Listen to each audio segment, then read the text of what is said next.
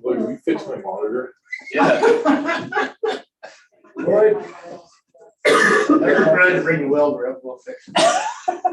Having all kinds of problems with my apps on my phone. Can you fix that? He's the My last apps, person- you know, my apps. the last person I would have put on the IT.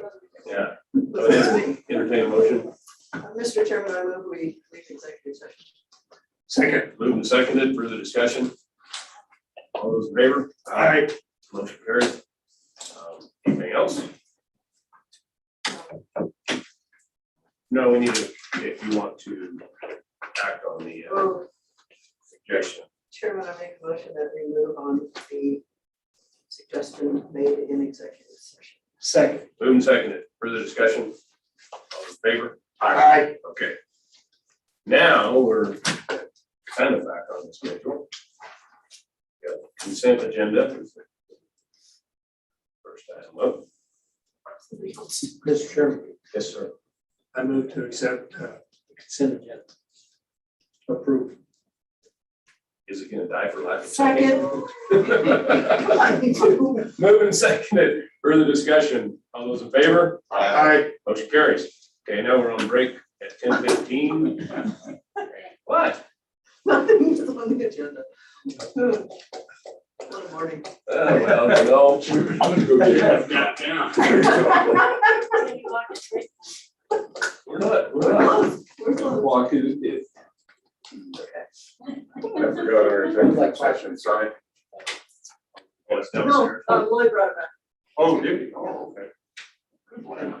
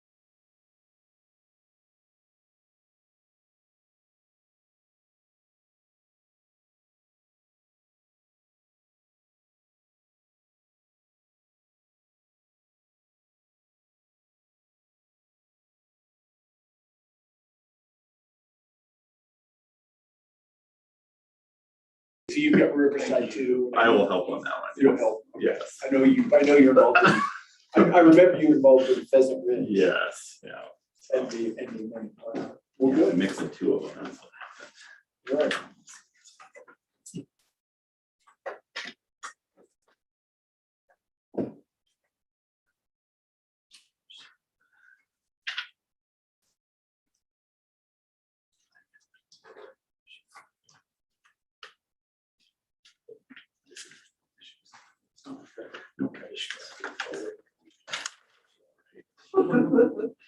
Okay. That's a good- that's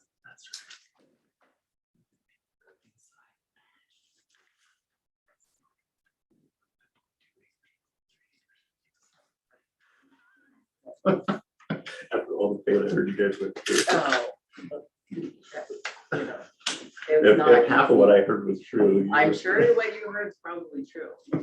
It was not easy. Good morning.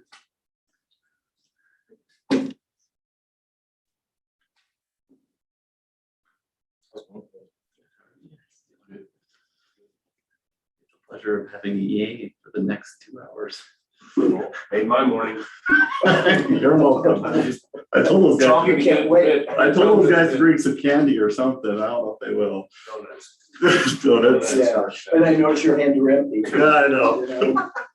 I'm just And warming you should- guys up, right? You should know better by now, Yeah. but we haven't seen donuts in a long time. Shame. It's not a bad thing. Yeah, well, that's true. All right, next up on the agenda, we have a public hearing, Park County Planning and Zoning Planner 2, Kim Dillon. Hearing the amended plat for the Sage Creek subdivision. All right, thank you. Please, Kim. Thank you, Mr. Chairman. The applicants for this project are the Remics. This property is located in an RR2 zoning district. The planning area is Sage Creek. We did receive an application for this amended plat, which also will be a partial vacation. That occurred on September 15th of this year. Then we received a revised amended plat, which you all had a chance to see copies in Figure 1 in our staff report. That was received on September 28th of this year. The Remics request approval of this amended plat, and it's for Lot 1 of Sage Creek subdivision. And it will result, provided this is approved, in the reconfiguration of Lot 1, and it will create Lot 101, and that will be just over 20 acres. And there will be a boundary line adjustment between the current Lot 1 and an unplatted portion of property moving to the west. And Mr. Chairman, both of these properties, so Lot 1 and the unplatted portion of property to the west, both those are owned by the Remics. And then Lot 1, should this be approved, will be vacated, and Lot 101, should be approved, will be for residential use. And the Sage Creek subdivision was approved in October of 1972. That created a 28 lot subdivision. There's been several amended plats that have occurred, lot line adjustments and so forth since approval. And you saw in Figure 2 in our staff report, the location of this property. It's about 2 miles southeast of Cody. It's approximately a half mile east of County Road 3DX, and it's just north of Sage Drive. I did mention that this property is in the RR2 zoning district, and the new proposed lot size is consistent with that zoning district. A part of this, we did call this a partial vacation and an amended plat because it's adjusting the boundary line between a platted lot and unplatted parcels. Therefore, that does meet the requirement, or does mean it's a partial vacation, and it does require an amended plat. And our regs say amended plats have to be approved by the board. A public hearing really is optional, but Joy Hill, planning director, and our department felt like a public hearing was necessary because we were uncertain whether or not neighboring owners were, we didn't know if they might be compromised. Therefore, the reason for the public hearing.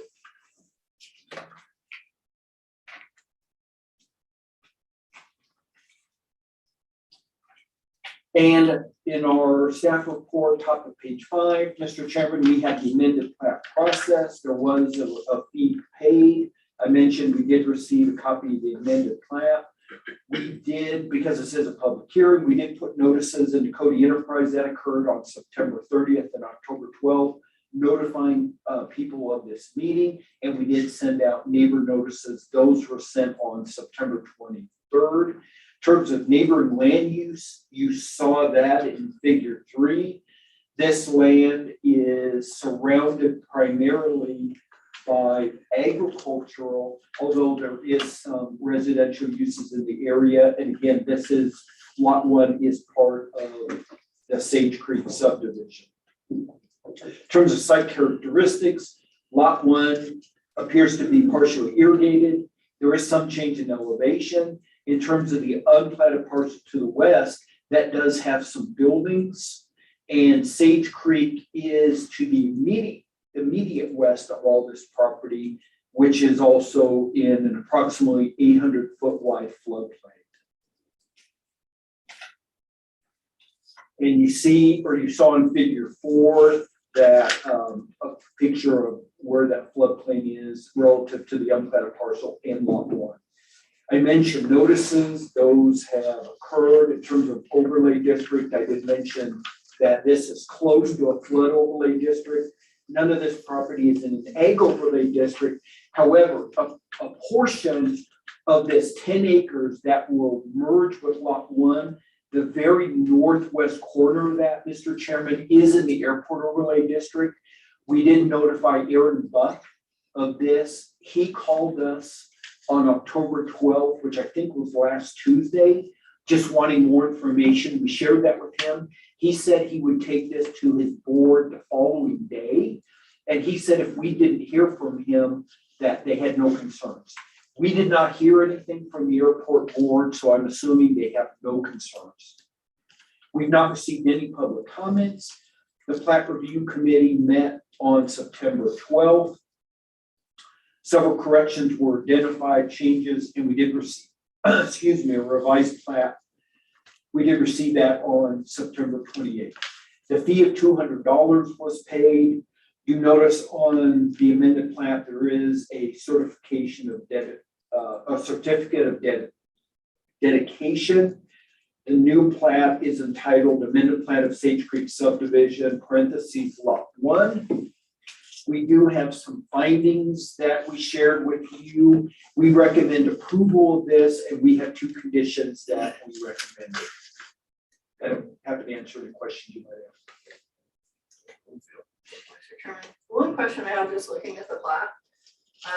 The original plat showed access to the original lot 1 and that portion to the west as being the access to that unplatted portion. If by doing this, what is the unplatted portion using for access? Is there... Mr. Chairman. Yeah, good question. Yeah, I would like to have Cody answer that for you. Mr. Chairman, Commissioner Overfield, Cody Schatz with Engineering Associates. Around the corner to the west is the access to that unplatted parcel. There's a little triangle piece, if you can see that around the corner, not on Schultz Drive, but on Sage Creek Drive. The original plat had access all the way up that, but that got abandoned, so there's still that triangle piece.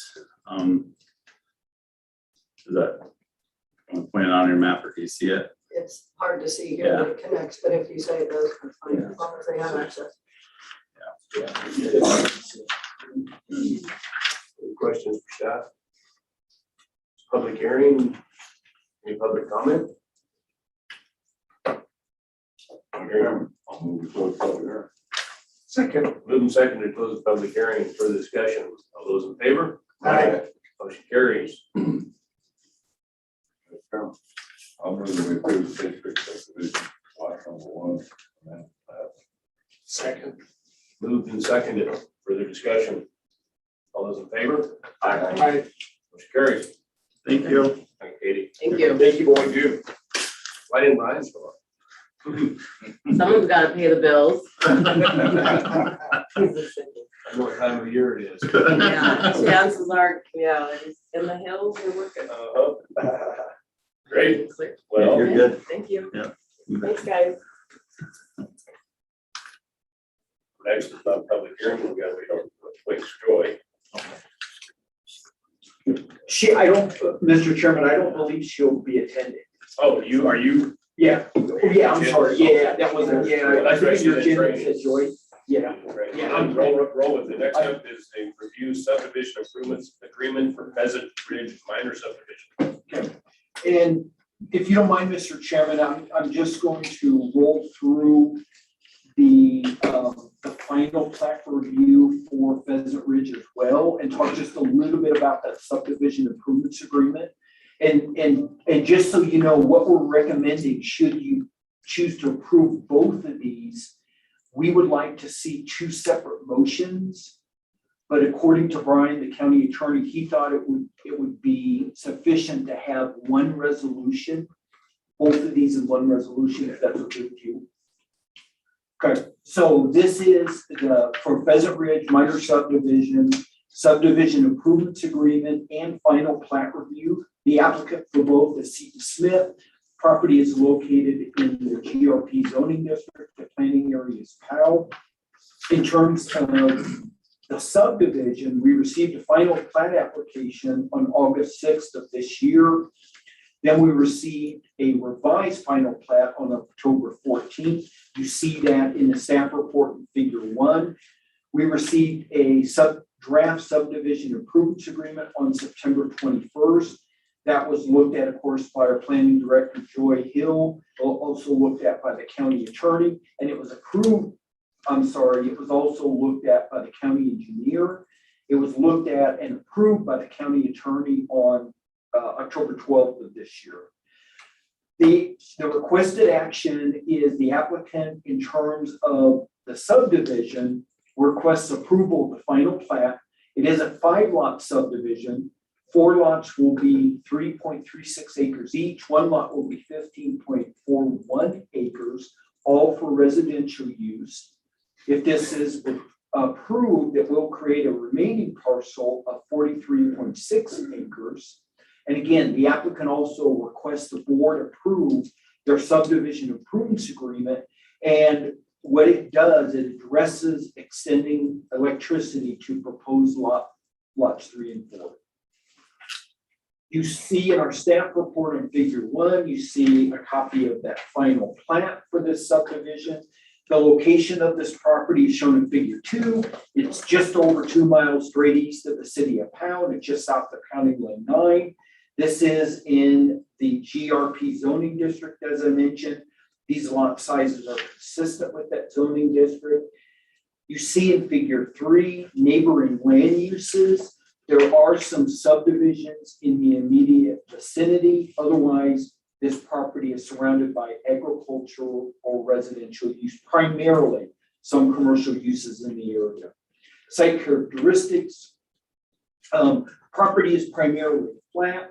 However, lots 1 through 4 are on vacant irrigated land. It does have a decrease in elevation when you move from south to north as you move towards the county road.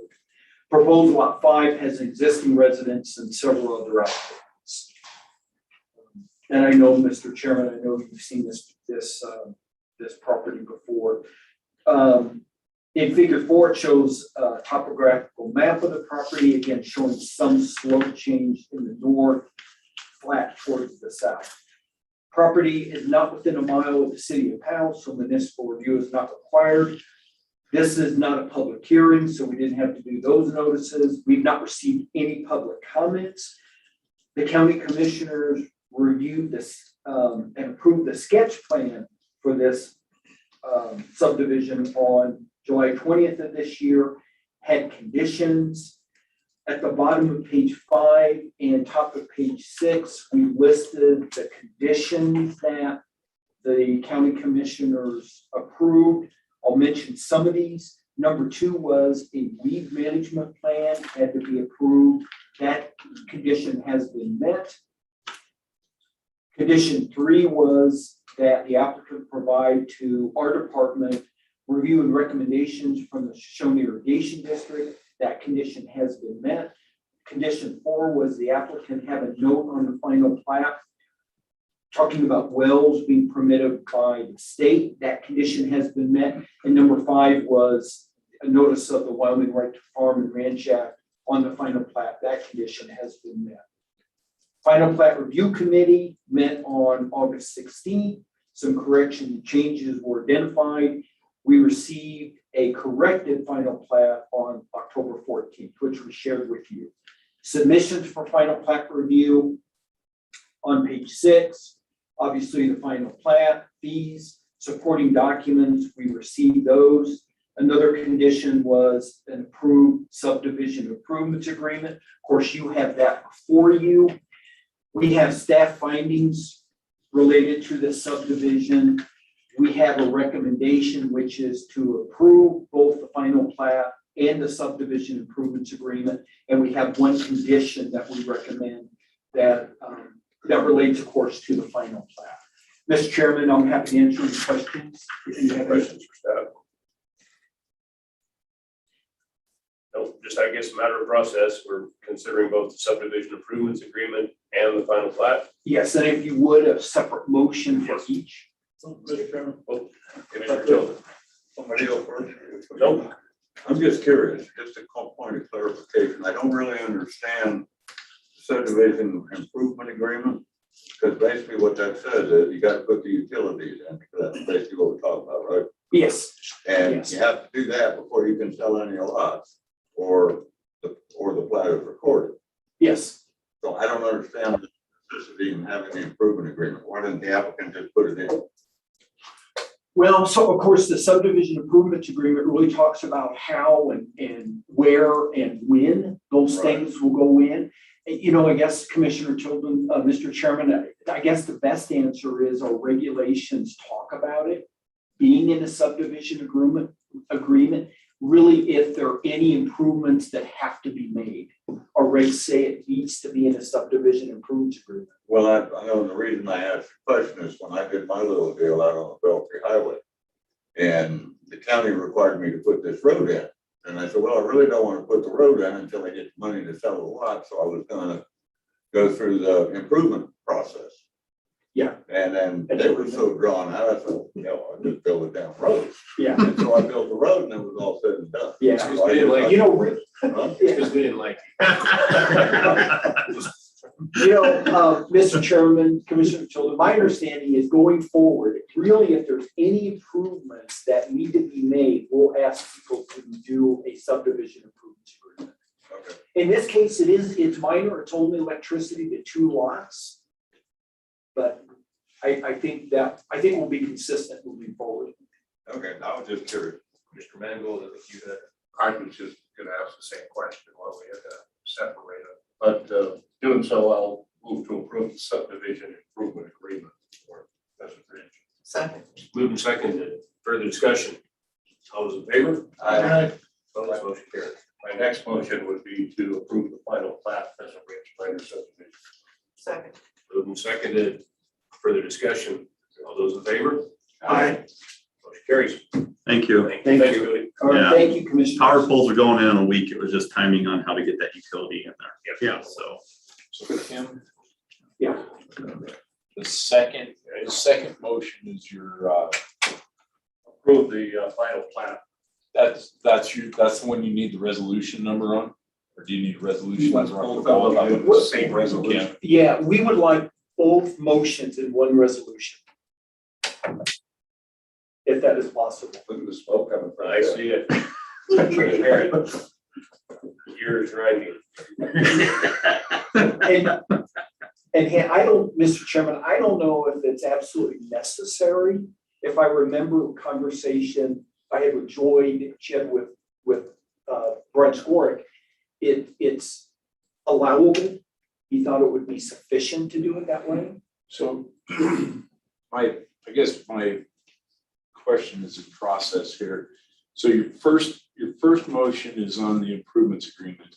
Yes. And then your second motion, this is just thinking out loud here. Your second motion would be to approve the resolution that would be approving the final plat and the improvements agreement in that resolution.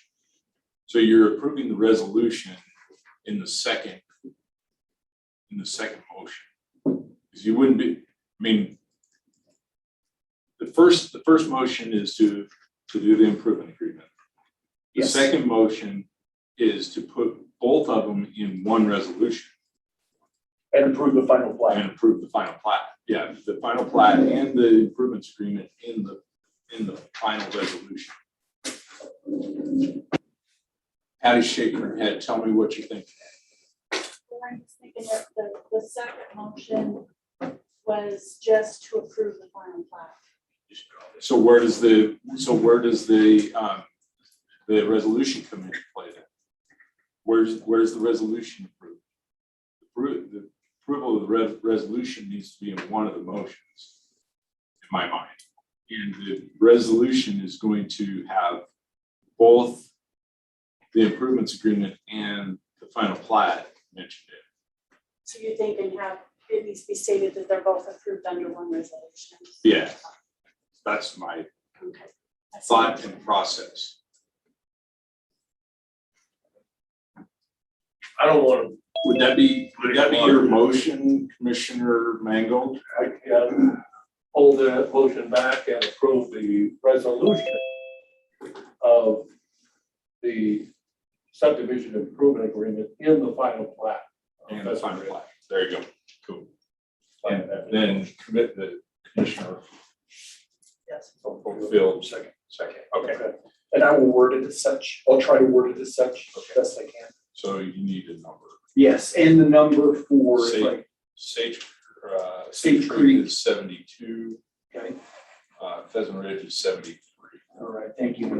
Thank you. Mr. Chairman, just a point of order, do we need to re-vote on that? Because I amended the motion. They amended the motion that had already been voted on. That's why I did that. I'll make them know Don't I complicate things enough? Yeah, you did. Yeah, I mean, I, You tried. sorry. So upon further discussion, we're going to revisit the motion made by Commissioner Mangold. Would you like to withdraw? It's already been moved and seconded, so you need to ask that we withdraw. I will ask to withdraw the first motion and go with my amended motion. Do you agree with that? Okay. Okay. All those in favor? Aye. Opposed? Thank you. My apologies, Mr. Chairman. It all happened. It just got. Got like sausage. If somebody comes back and sues us, I just want to make sure we have it right. Next stop at the Zoom meeting. Gee, Patty, I was hoping you forgot about that by now. Not yet. All right, thank you. Thank you. So as soon as I get. All right. It's done. 10 minutes. Because we have a public, our next. Thank you.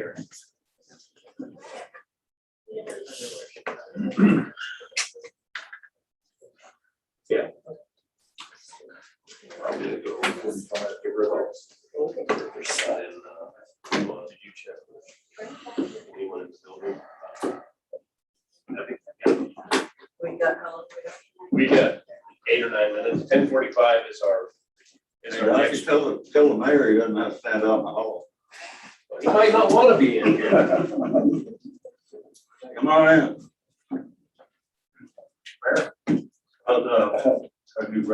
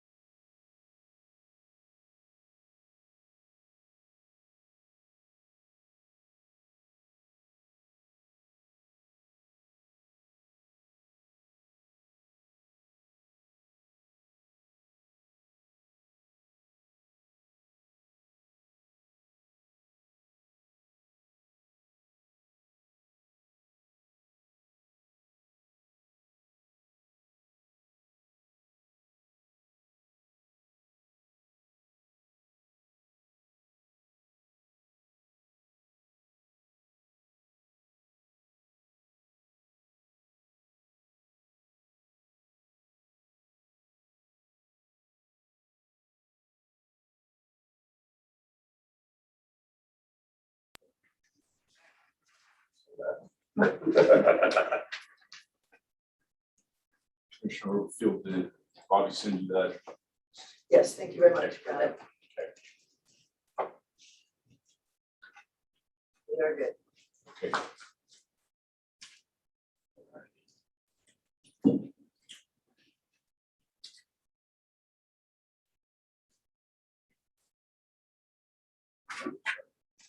Oh, this is way too like As long as it's, as long as it's not. that. As long as I'm on Memorial. Yeah. We can arrange that. Already ahead of schedule.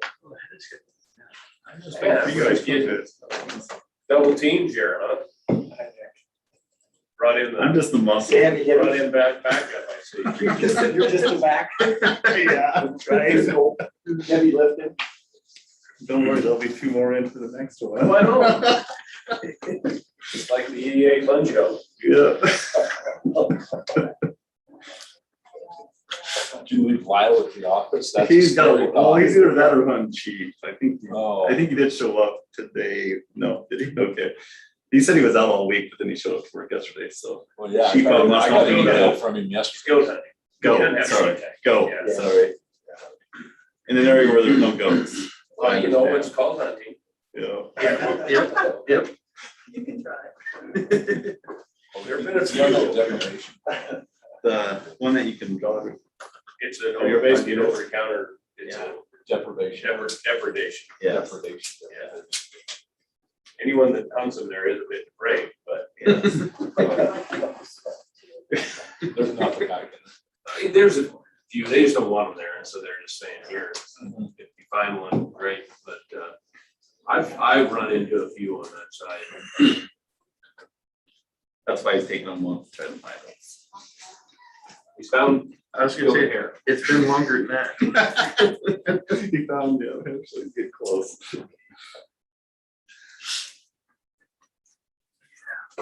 Well, in the words of my esteemed colleague, Commissioner Tillman, it's close enough. Next up is the planner 2, Kim Dillon, public hearing for the Riverside Minor Subdivision Sketch Plan Review. Thank you, Mr. Chairman. So the applicants for this project are the Mallets, and this property is in the GOP zoning district. The planning area is Cody Powell Rule. We did receive an application for this minor subdivision on August 13th of this year, including all the things that we have listed there, that paragraph in the staff report. And you'll see it, you saw in figure 1, a copy of the sketch plan. And we did receive the updated sketch plan on September 10th of this year. The applicant requests approval of this 5-lot minor, which will be, it'll be 5 lots, all 4 acres each. And should this subdivision be approved, it will result in a remaining parcel of 45.6 acres. We have classified this as a minor subdivision. And as I mentioned, you did see the sketch plan in figure 1. The location for this property is shown in figure 2. It's approximately 2 miles southwest of Ralston, about a half mile south of Highway 14A. However, it is on the south side of the river, and it's right on the north side of County Lane 14. As I mentioned, it's in the GRP zoning district. The lot sizes as proposed are consistent with that zoning district. Mr. Chairman, in figure 3, you see a map showing neighboring uses. And to the north and to the west of this property, it is exempt. One piece, I believe, is BOR. One piece, I believe, is managed by BLM. There are some subdivisions in the area, and otherwise, it's mostly surrounded by residential use. There is some agriculture close by. In terms of site characteristics, the property is vacant, has native vegetation, and as you can see in figure 4, the topography is relatively flat. This property is not within a mile of any municipality, so that review is not required. This is a public hearing. I should mention the notice of intent to subdivide. That was in the Pal Tribune. That occurred on July 29th and August 5th. Notice of public hearing was also in the Pouch Review. That occurred on September 30th and October 12th. On September 28th, a certified notice to neighboring property owners was sent out. Staff report was sent to the applicant, his or their representative, and the county commissioners prior to today. In terms of agency referrals, we notify those agencies we have to notify in regard to subdivision. Also, we notified any other agencies we thought would have a relevant interest. Fire department, the postal service, and Park County School District 1, they were all notified. They said they can provide service. Willwood Irrigation District, they were notified. They confirmed water rights on the property. Garland Light and Power, they said they have the capacity to provide electricity to each of these lots. They do have a line located on lane 14. Weed and pest initial inspection, Mary found noxious weeds. Therefore, she will require a noxious weed management plan. Clark Fork Conservation District was notified. They provided a report and summarization letter. We shared that letter with you. Soils, I forget how many, but they're essentially very limited or somewhat limited for absorption fields. And those same soils are either not limited or very limited for dwellings with basements. TCT responded. They said they have the ability to provide internet and phone service to this subdivision. Treasurer said that property taxes are paid in full. Game and Fish responded. They said they have no concerns with this specific subdivision, but again, they remain concerned with the number of subdivisions that are proposed in Park County. Public Works responded. You had a chance to see their letter. I'll just summarize. They commented on traffic impacts, access, easement requirements, and they commented on the natural gas line located under the county road. They also stated that a runoff and erosion control plan will not be required. Black Hills Energy, they responded. They said they'll have the ability to provide natural gas should this subdivision be approved. We've not received any public comments. There was a pre-app meeting that occurred on July 22nd. Fees for this, for the sketch plan review have been paid. We have received a title report. That date was August 20th. No roads are proposed for the subdivision. All the lots will be accessed directly from County Lane 14. Solid waste disposal services, those are available through private providers. I will just mention, Mr. Chairman, that in terms of utilities, and I'm at the top of page 8 in our staff report, of course, Black Hills Energy, they'll provide natural gas. Our understanding is natural gas is stubbed. It is in each lot, in each proposed lot.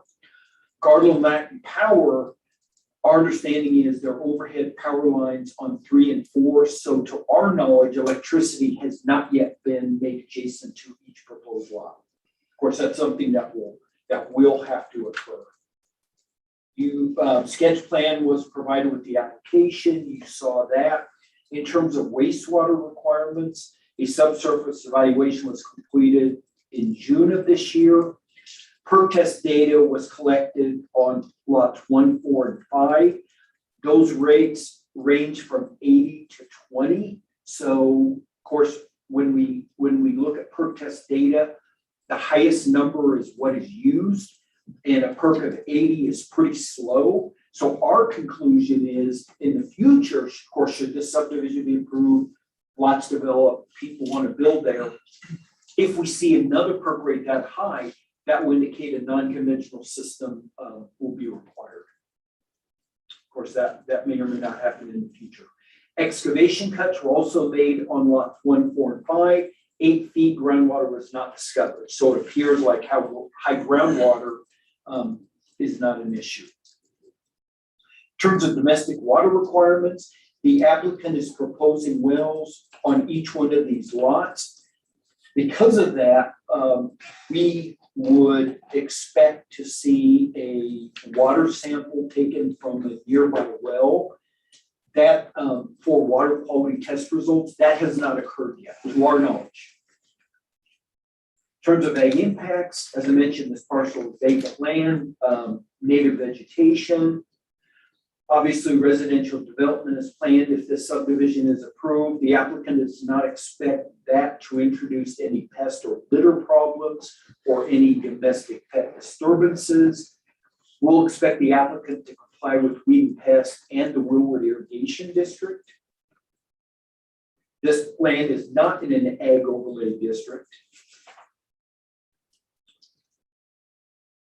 As I mentioned, it is in Willwood Irrigation District. To our knowledge, or it's unknown whether or not an irrigation distribution plan has been submitted. The district has been contacted though. And in terms of irrigation, because this is a minor, no state review is required, assuming that the applicant is not going to sever irrigation rights. This subdivision is not located within any overlay district. The Planning and Zoning Commission reviewed the sketch plan on September 22nd. They had some conditions, findings they wanted changed. Their approval conditions start at the bottom of page 13 going to 14. I'll just mention a few of these, Mr. Chairman. Number 2 is the P&Z recommended that domestic water quality tests be supplied. That condition has not been met. Condition 3 was a response from Garland Light and Power providing details of how electrical service will be made adjacent to each lot. To our knowledge, that condition has not been met. Number 5, a formal response was asked of Public Works. That condition has been met. Mr. Chairman, otherwise we have some findings and we have a number of conditions that we are recommending. And I'm happy to answer any questions you might have. Mr. Chairman, just curious from a procedural standpoint, these conditions that haven't been met according to our rules and regulations, all that's supposed to be done prior to when we meet. I just wondering how we handle that. Commissioner Tilden, good question. Mr. Chairman, let me go through these conditions. Let me go back and make sure. Commissioner Overfield. Yeah, you're right. Sketch plan. Mhm. So do they have to Well, have I'm the just, full sketch plan? what it says is prior to sketch plan review by the Board of County Commissioners, these conditions will be met Yes. and they're not met. Yeah, and those were recommended conditions by P&Z, but if I remember, and Patty, correct me if I'm wrong, one of the conditions was domestic water quality test result. Is that not a condition of sketch plan review Yes, with the application? yes. So, yeah, like for example, domestic water quality results, that is supposed to be turned in with the sketch plan application. It's not there. So I believe there's several conditions that should have been turned in with the sketch plan application and they weren't. Well, I mean, can we proceed on this? I absolutely believe you can. Okay. I suppose in the form of the motion, you could put the stipulation That these requirements must be met. We have representatives from the applicant here. And Mr. Chairman, if I may, I believe all the conditions that have not been met, I think we're recommending those for you as conditions. Mr. Chairman, thank you. Nick Hummel with Engineering Associates. In regard to that first domestic water quality test, before previous planning zoning sketch plan meeting, the first test was sent up to Energy Labs and Billings, which was not tested on the requirement of those 12 fields of test. After that first meeting was approved, our client was to get another test sent up. Sadly, his entire family came up with COVID and they were sitting around the house for 3 weeks. I did call Energy Labs this morning and they received the water sample on 14th last week, and we should have a test by the 25th next week. But Mr. Chairman, like on the power and stuff, that's not required until final plat. And so some of these conditions on here that you have to show a layout and everything, that's required for final plat or with the subdivision improvement agreement. So. Well, I was just gonna add, what we usually look at is the staff recommendation conditions of those 8. Are the power is addressed as well as the drinking water quality. With that, there was a recommendation, this is a question for staff on the agriculture impact. And number 2 on in the middle of page 11, that refers to the right to farm and ranch act being put on the final. That is not a condition. Is there a reason for that? It's not one of the conditions that we recommended for you. One of the 8 staff recommended conditions. I mean, I'm just throwing this out right now for myself. In the form of a motion, should we choose to move this, I would like to have this as a condition, but I was wondering why this. It was missed. It absolutely needs to be on the final plan, and we have been, you're correct, Commissioner, we have been trying to put that as a condition, that I just missed that. But you're right, it needs to be on the final plan. Any other questions for staff? It's public hearing, public comment. Motion to close the public hearing. Sorry. Moving second to close the public hearing. Further discussion. All those in favor? Aye. Motion carries. Mr. Steele. Mr. Chairman, I move to approve review of the Riverside minor subdivision with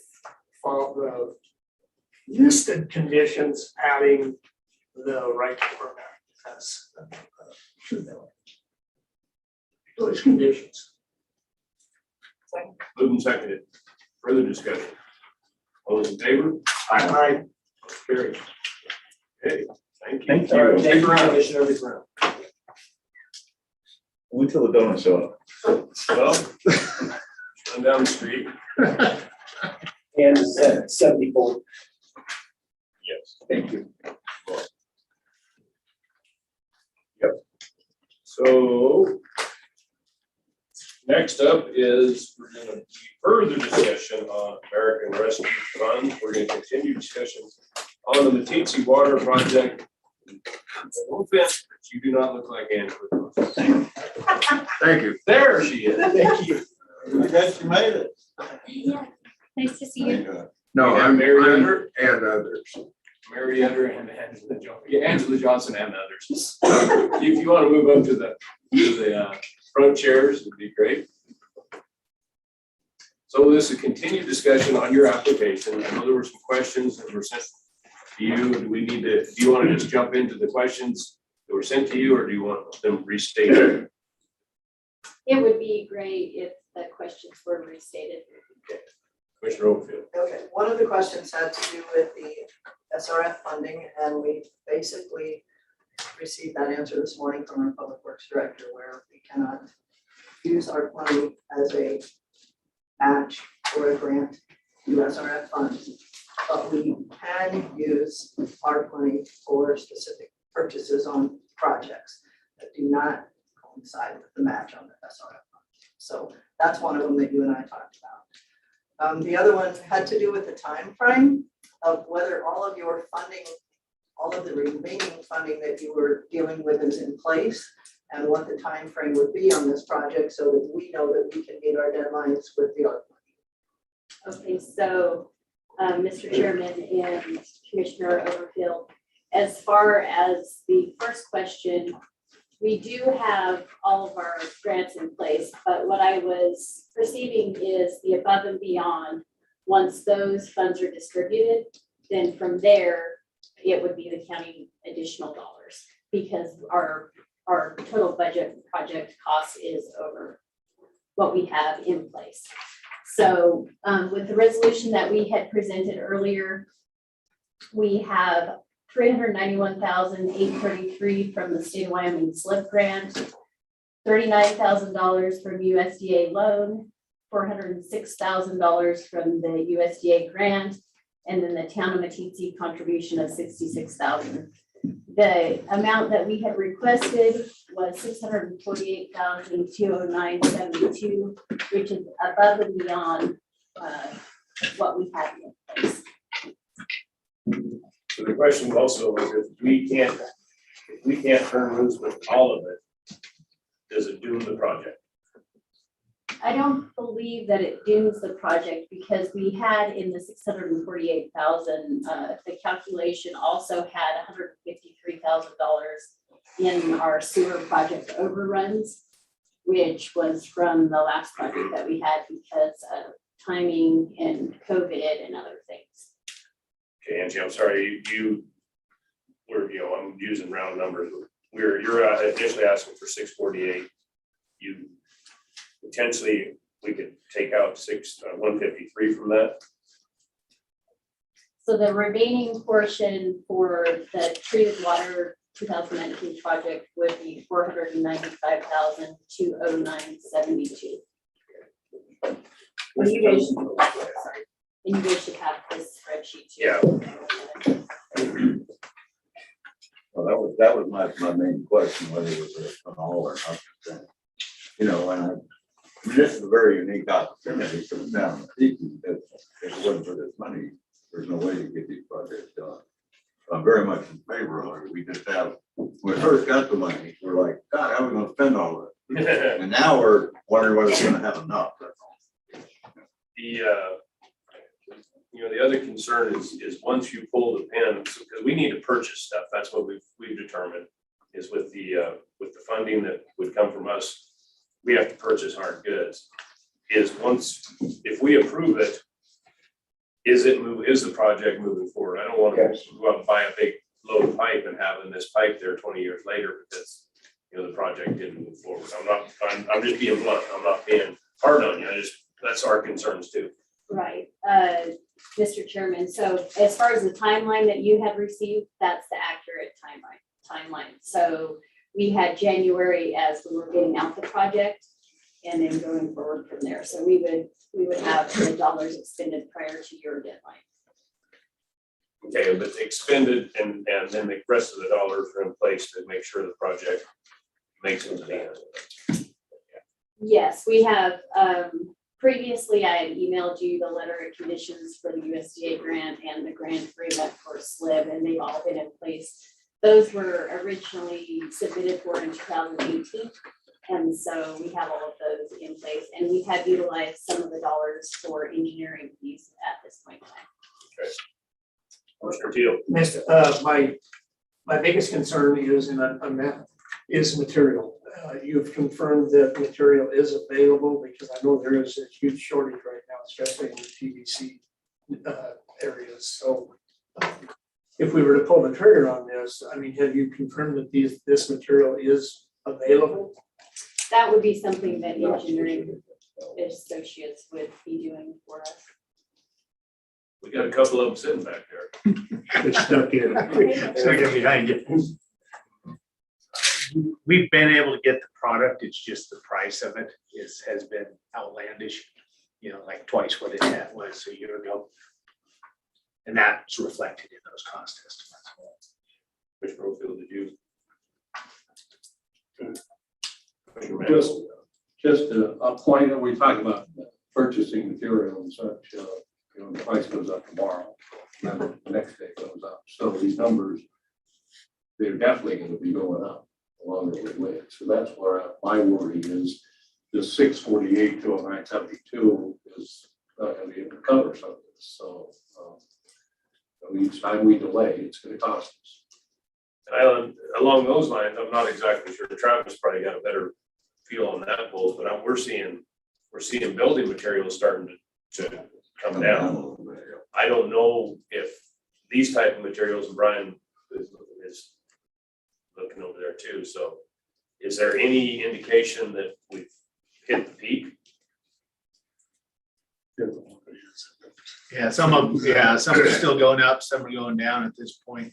It's kind of scary because you just almost guessing, quite honestly, when you look at the different materials that are out there. If I understand this correctly, this amount of money was basically added to the original project because of the cost issues, hoping that we're covering that. So it has been raised to try to meet at least what they believe may happen. Two reasons for that increase. One, you're right, the cost of materials has risen. Second one was a reconfiguration of the project from its original intent. Before moving that one water. Right. Okay. Right, we had to lengthen out the proposed route in order to make it feasible in the long run. Well, I'm inclined to, you know, I'm just the chairman, but I'm inclined to, I'm in favor of the 495. If you guys can live with that and have it go into, you know, something tangible, either materials or the bore. I mean, if you do the bore and everything falls apart, the bore's still there, you cap it and it can be used, but just that's my inclination. So.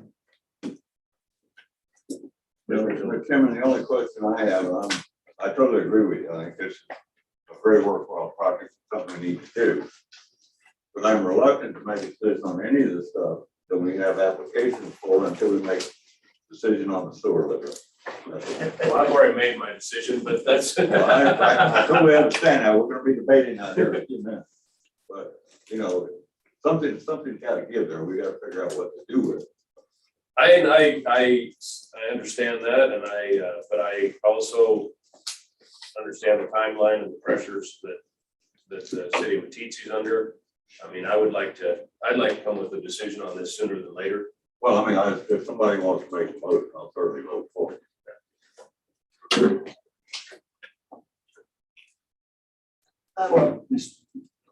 I got it all over the place. I'm just, Mr. Real quick, I agree with you 100%. And nothing against our chairman, I think he's doing a great job. I just wish these two items were reversed on our agenda, because my concern is the same.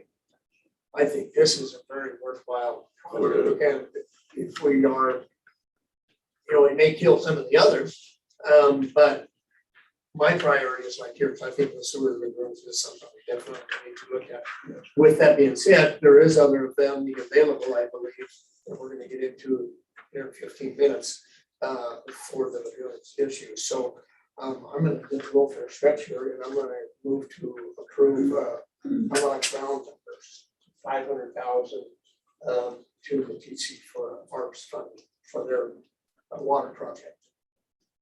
I'll second that. Moved and seconded. Further discussion. There needs to be some caveats attached to that on how it's spent. Yeah. So. Mr. Chairman, if you want me to modify the motion, I can. I thought that was pretty much. It is. I just want to make sure that they understand how it's. Yeah, it has to be on materials. It can't be used for matching. We're already going through all that. So further discussion. Just, you're okay with the 500,000? That help you guys? We can live with that. Of course, they're not okay. We will live with that. You will live with that. That's all I need. Okay. Moved and seconded to approve 500,000 of the CARES funding or our American Rescue funding, whatever they're calling it nowadays, for the Matisse Water Project. Further discussion. All those in favor? Aye. Motion carries. Chairman will vote aye. Thank you. I do too. We will make. If not, we might want some back. Thanks, Andy. Appreciate it. Thank you. Thank you, Andy. And Oh, someone keeping track of what we have. Dossie's got the lead now. email your spreadsheet to me. Yes. Awesome. And you want anything else we need our. Does she also have the password to get into the recovery website? Now, you just send me your, what you were talking about. I'll get it and I'll Cool. email it. Don't worry about it. Okay. I'll just take this. Thank you. Bye-bye. How much do we have left?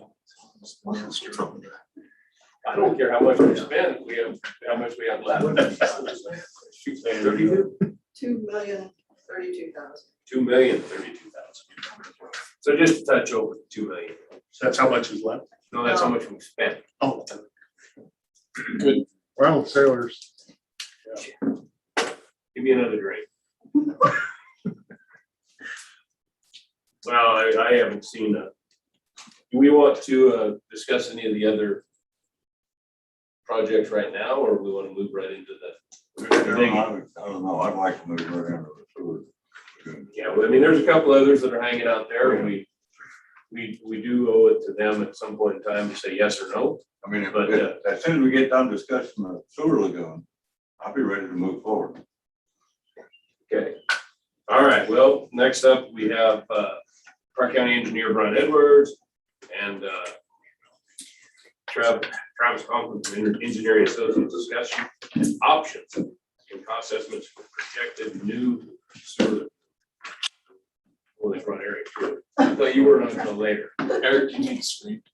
I think it'd be helpful, yes. I just printed Or can I get on that? No. Don't even try. We're lucky that we're.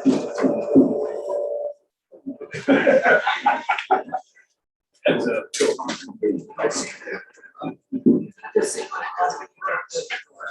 I haven't seen it yet. Size one of these or not. I think that's right. Got it. We have, sure. Did that go to SharePoint? That's what I needed. Thank you.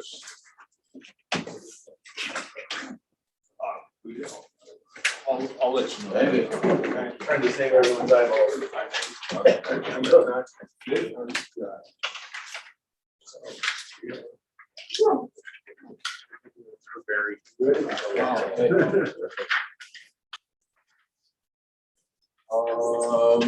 You need to share that, or you? That's essentially the last page of this. Okay. So, Mr. Chairman, kicking us off, as you know, we came before you, it's been a few weeks ago now, been talking about our ongoing lagoon issues at Park County Lagoons, East Rock Road, and you know, as we've discussed, we've got some capacity issues where our capacity's exceeded our current design, and it's kind of a matter of time before we've got some issues there. And then just the age of the facility needs some serious upgrades. So with Engineering Associates' help and the city of Cody as well, I've got Philip Bowman's on TV here, and then I've got Todd sitting in here too with City of Cody. But we've been tossing around ideas. We're not far away from the City of Cody's facility with the wastewater lagoons, looking at various options on trying to improve our existing facilities, or if there's some way of combining the wastewater facilities for the. Oh, that's good. Chat while you guys get the technical stuff. Yeah. We don't know anything about, I don't know anything about the technical stuff. Or maybe it's true. Am I plugged into the right one there? Why? You just did something. No, this is me. Yeah. Oh, Would you? Lloyd, can you handle getting this? Typically. Oh, yeah, that's the way you do it. Try this one. Oh, no, that's this.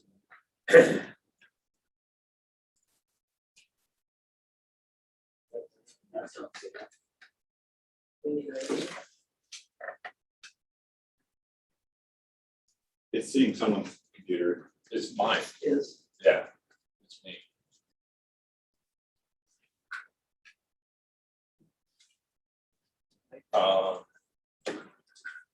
Yeah, it's gonna be Don't ask me. probably, yeah, usually on this one, so.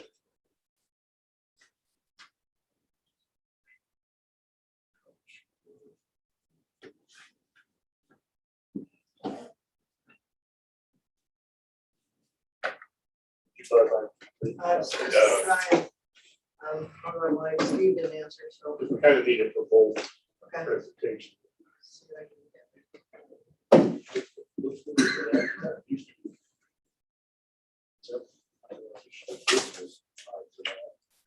I'll just call. I've got Mike. You got it.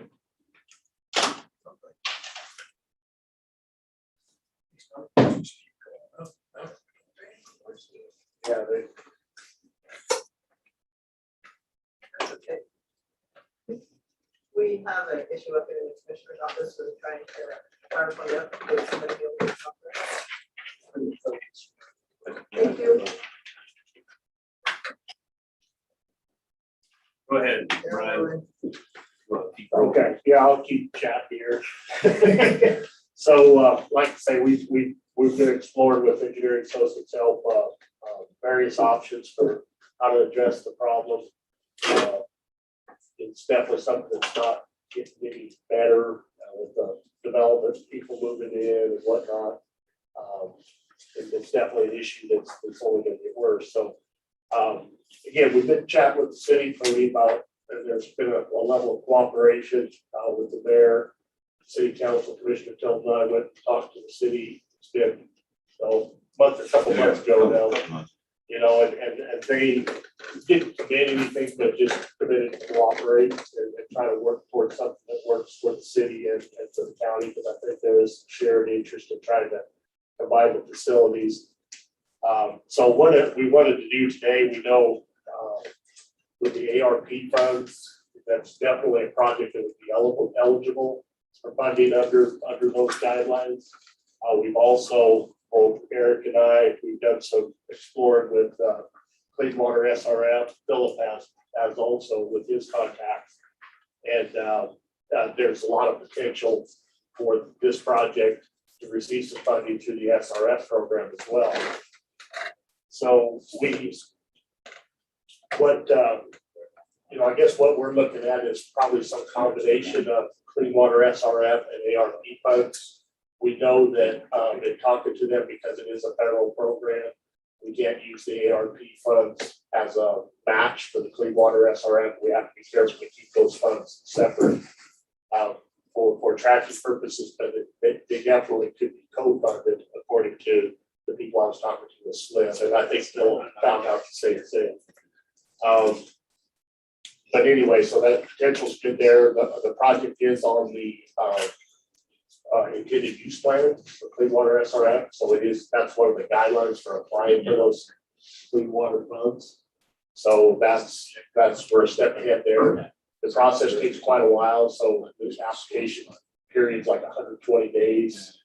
If we apply now and then we get in on one of the SLIP dates for the approval, but it's a pretty involved application process because federal funds are involved, lots of people type activity and lots of data space that of course comes into play. Okay.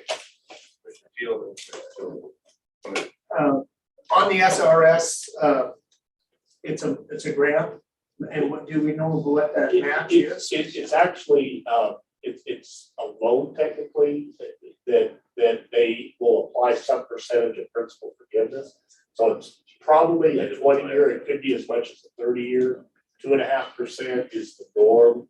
So it's not grant money. It's not a grant, but they do have, depending on your county, like on the landfill, we did this a few years ago, and we got 50% principal forgiveness. Which means basically they pay all year. It doesn't cost you. The other half you pay 2.5% over 20 years. Now, whether we can, and I think they said right now there's none of that principal forgiveness money available, but then it might be available, sometime next year.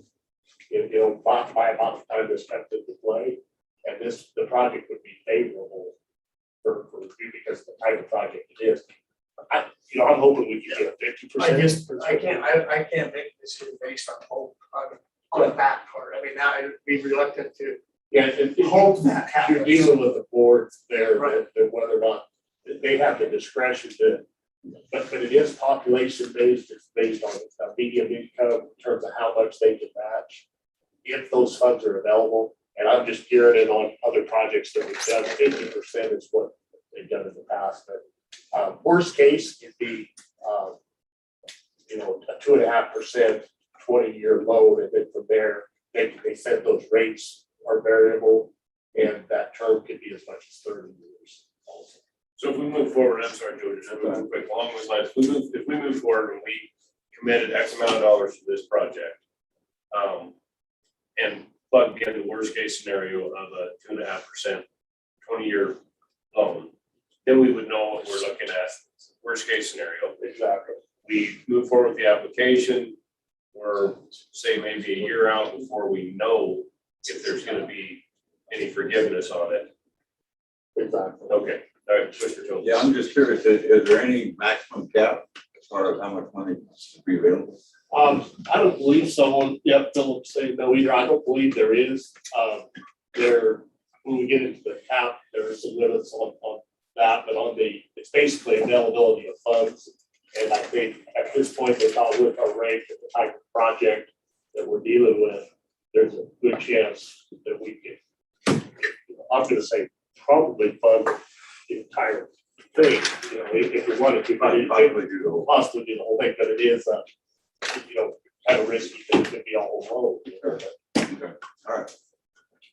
Mr. Chairman, is it all monetary match, or do you use engineering, groundwork as part of the match too, as far as work that the county does to prep for these projects?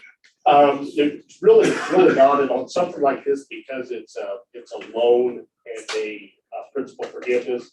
Really, the match doesn't come into play as it would on some of the other programs. All monetary. Yeah, it's all kind of a monetary deal.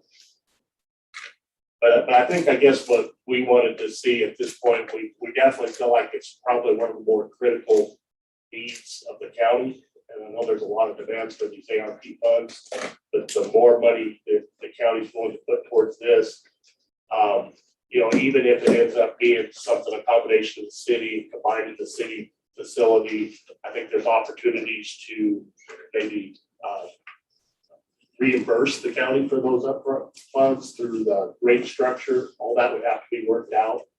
And with the application, with ultimate owner of the facility being the city of Cody, whether it's a co-application with the city of Cody and Park County would have to be kind of worked out. But anyway, I kind of wanted these guys to go through some of the options and the dollars that we're looking at, but just wanted to let you know what we're working on. Okay, All right, well, so I've been unfortunately out of the office for a few days.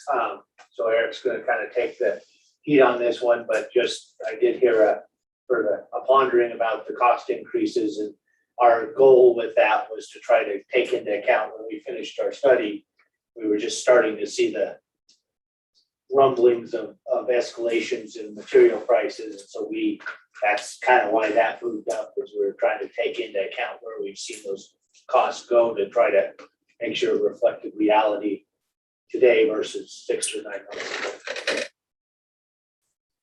So you're familiar with some of the previous report that we discussed regards to various options on how to deal with the septic waste. Since that late July meeting that we had, there's another option that's been proposed. I think it's fair to say it's favored by both county and city staff. And that would be to receive septic waste from commercial haulers at the site that is currently being used as the RV dump station within the city of Cody. That location is shown here, just west of the airport. Right here, that's city-owned property. There are some technical reasons why it's good to receive this stronger septic waste well away from the plant, from the wastewater treatment facility. So that's why this location kind of rose to the top consideration. I'd like to say also real quick too, not to interrupt Eric, and I know Philip's on the phone. Philip and I had a conversation. There's technical issues from the city side where, they definitely want to work through that and where this may or may not be the most favorable option. Correct, Philip? But I don't know if you want to weigh in on that. But anyway, there's some things that we have to work through on this. I think at first glance, it was something we thought made a lot of sense, but I know the city has some concerns about it. Phillips, I see Phillips clicked off. You got some comments, Philip? Yeah, thank you, Mr. Chairman. We do have some concerns about that location that certainly can be vetted and analyzed. The biggest issue is that there does create some potential for slugging of our treatment process if material is released into our collection system and arrives at our plant due to unknown factors in our collection system and creates a slug load. That's one issue that we'd need to fully vet and come to an understanding on. The second issue is that long-term, these types of septic receiving facilities do present an opportunity, unfortunately, for the introduction of some contaminants or waste stream components that will become more and more regulated as part of our discharge stream by DEQ. And so there is a very strong movement in the industry to get these types of septic receiving facilities at a central location, such as a wastewater plant, where staff is available to monitor those in person and also do some testing. And certainly a facility not at our plant would present some challenges there. So, I mean, those are some of the initial factors that I've discussed with Brian, and we just need to vet. But I wouldn't say that is removed this option from consideration, but those are some of the factors that we would want to have fully vetted before moving forward with that. But certainly recognize at first blush, it is a lower cost alternative, and we just have to move through a thorough analysis and make sure that type of facility would be manageable for the operations and city ownership long-term. So I just wanted to share that. Thank you. Interrupt you there. I just want to- Commissioner Tilden. Yeah, I'm just curious, I understand the process here. So once an RV dumps at this site, where's the material go? Into the sewer. Collection system. It just goes right into the sewer. Yeah. So it's my Yeah, I understanding, don't understand. so it's my understanding, so it's almost like one of the reasons that this works, and I've talked to my younger brother about this, is it's far enough away, it starts getting broken down and possibly avoids what Phil was talking about is a big slug of heavies. Okay. But then when he's sharing his concerns about, contaminants being introduced at a remote site like this, it would be better if it was monitored. But then if you're going to monitor it, you're monitoring too close. You're monitoring right at the treatment facility, which means it's too close to the treatment facility to dump these heavy loads. Am I thinking right? That's sort of, If- I had a brief conversation about that. Yeah, that's sort of the quandary. And one of the things we talked about, which is sort of some of the stuff that Philip's indicating we probably need to vet out, is probably providing some level of tank storage on the site so that you That's what I was are wondering releasing it about. at a rate and can verify the situation and how that might look is probably some of the discussion that needs to be had as far as. And this is just like cowboy method of thinking, but if you moved into a tank storage, then you have a safeguard that creates its own safeguard against contaminants being introduced into the system. Because if it's dumped into a tank and prior to it being released into the main system, if there's contaminants, it's isolated there. You have the opportunity to say, whoa, stop, and shut down. And it does create a problem, but it's not being dumped into the whole system. Am I thinking right there? Is that an option? That's Yes, an sir. option. Go ahead, Philip. So most of the facilities that I've had involvement with in the past do have a tank holding. Those holding tanks, first and foremost, allow the wastewater operators to monitor that material and observe it. And then secondly, allow some testing to be done. One of the current contaminants that we're very aware of being introduced through septic receiving is heavy metals. And that's a spot test that can be done with very short time frame requirements. It's not a holding period of multiple hours. It's basically, like an instant test result. So that's one of the common tests that's done. And with that material in a holding tank, if all the septic haulers through their contracts agree that if heavy metals are tested with that material in the holding tank, they are responsible to pump that out and remove that, or for the city cost to pump that out and remove that. And typically it requires taking that directly to a landfill for disposal. So that would be the means to address those scenarios. But as I said, I think this is an area that EPA and DEQ are continuing to evolve and place additional regulations and safety requirements on. So I think that is the type of system we're going to need for the long term of a facility of this nature, a holding tank, and being able to have those observations by our operators and testing by our operators. Okay.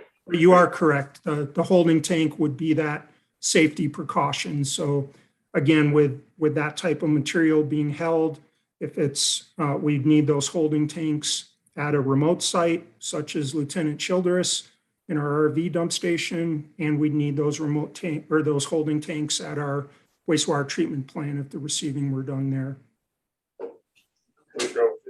You pretty much just answered it, but what you're talking about is also having staff available to be able to check those loads whenever and wherever. So it could be a little bit more of a burden on your staff if it's up at Childers, because that doesn't have to be checked all the time right now versus at the treatment plant, correct? That's correct, Commissioner. We do see our treatment plant becoming a more intensely staffed treatment process as we move forward with our upgrades and ultimately bring our new process online. I think the chances are that we'll have someone at that treatment plant at least 5 days a week, 8 hours a day.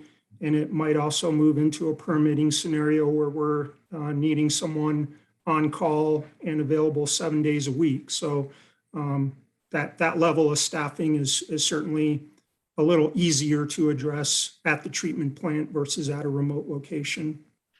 Okay. So let's move forward, looking at some of the costs. There's a comparison here of this more recent site with some of the alternatives that you've previously seen. So those long-term alternatives, 3, 4, and 5, you've seen those previously. The one on the bottom of the table there, that is our conceptual cost estimate for constructing a septic receiving facility there at the Lieutenant Childress Street site. This does include some of those holding tanks that we've talked about, a metering or a pumping system that would meter that septic out into the city system, so it would mitigate that slug effect that Philip had mentioned previously. There would be some site improvements, including a relatively simple building to contain some of those facilities. There'd be the card system that we've talked about previously. Many of those same exact components that would be required wherever we construct a facility would also be needed there. And just to kind of address sort of from my perspective, a similar facility could be, we had envisioned trying to provide some level of buffer in the L5 there, so that the new facility between the plant, including tanks and some other stuff. Potentially, if we were to do this, we've looked at the upgrade analytical, I guess, technical numbers for what this would, how these wastes would impact the Cody facility. To see, we're looking at 3 to 6% increase in loading from what they have right now. Theoretically, that same L7 option could be moved to the facility itself. It just doesn't provide as long a time and as much buffering as you would get putting it in at the other location. So it's sort of a balancing point of how best do we protect the city of Cody's facility against something bad happening versus cost issues. Well, that was kind of my question. So is there a big difference then? What's the big the money difference between L5 and L7? If it was, is on L7 just got a different facility left there? So L5 included a cell, actually constructed a cell on the site for handling so that we would have that buffering built into the system. So that brings up, I'm sorry, go ahead. But so L7 could be done at the site of L5, just without minus the Yeah, cell. it probably wouldn't provide quite the same level of safety that. Yes, that's the question, go ahead. My other part of that question, give me an example of contaminant that you're afraid of. I'm assuming like oil. Heavy metals.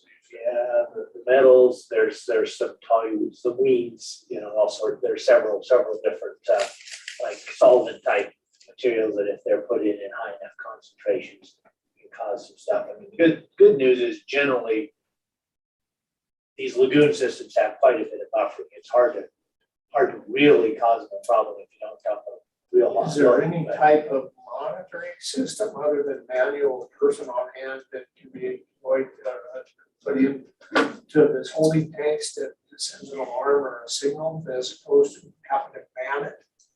Not reach flow. In terms of when you're full, and then like they said, you can sample and verify that everything's good before you release the tank. But as far as like a chemical, those aren't real reliable. Yeah, I was gonna say that. Well, that's what I guess what we're going is how are you, so you're moving from during operation, you're gonna have to sample each and every boat that comes through there. Well, you No, I have don't envision that. multiple tanks, so there would be room for like a number of trucks to dump. And one of the line items in there is a SCADA. The city of Cody has a SCADA system as part of their facility, and so they would be able to monitor and know what kind of flows they had going into there, what the levels in those tanks were. So, for example, maybe they're 3/4 of the way full at noon, and so the operator plans on going over there at 1 o'clock and pulling a couple of tests to verify that type of stuff. But it does impact them on an operations standpoint. So they can do some remote monitoring if they've got an operator. It wouldn't have to be full time.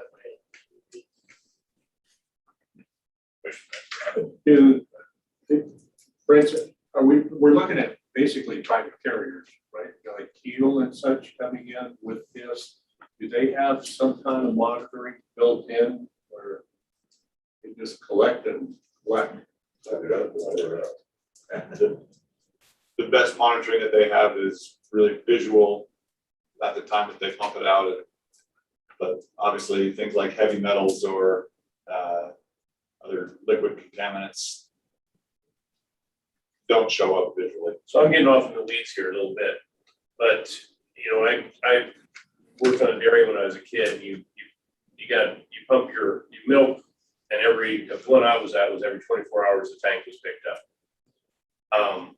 Every dairy owner had an insurance policy that if his tank tested hot, if you milked a medicated cow into the tank, that tank could be refused. But if they didn't catch it, it would be caught at the plant, and they'd pull the sample from every dairy, so they would know whose tank was the one that contaminated it. Every dairy owner carried an insurance policy because he wound up buying the whole load.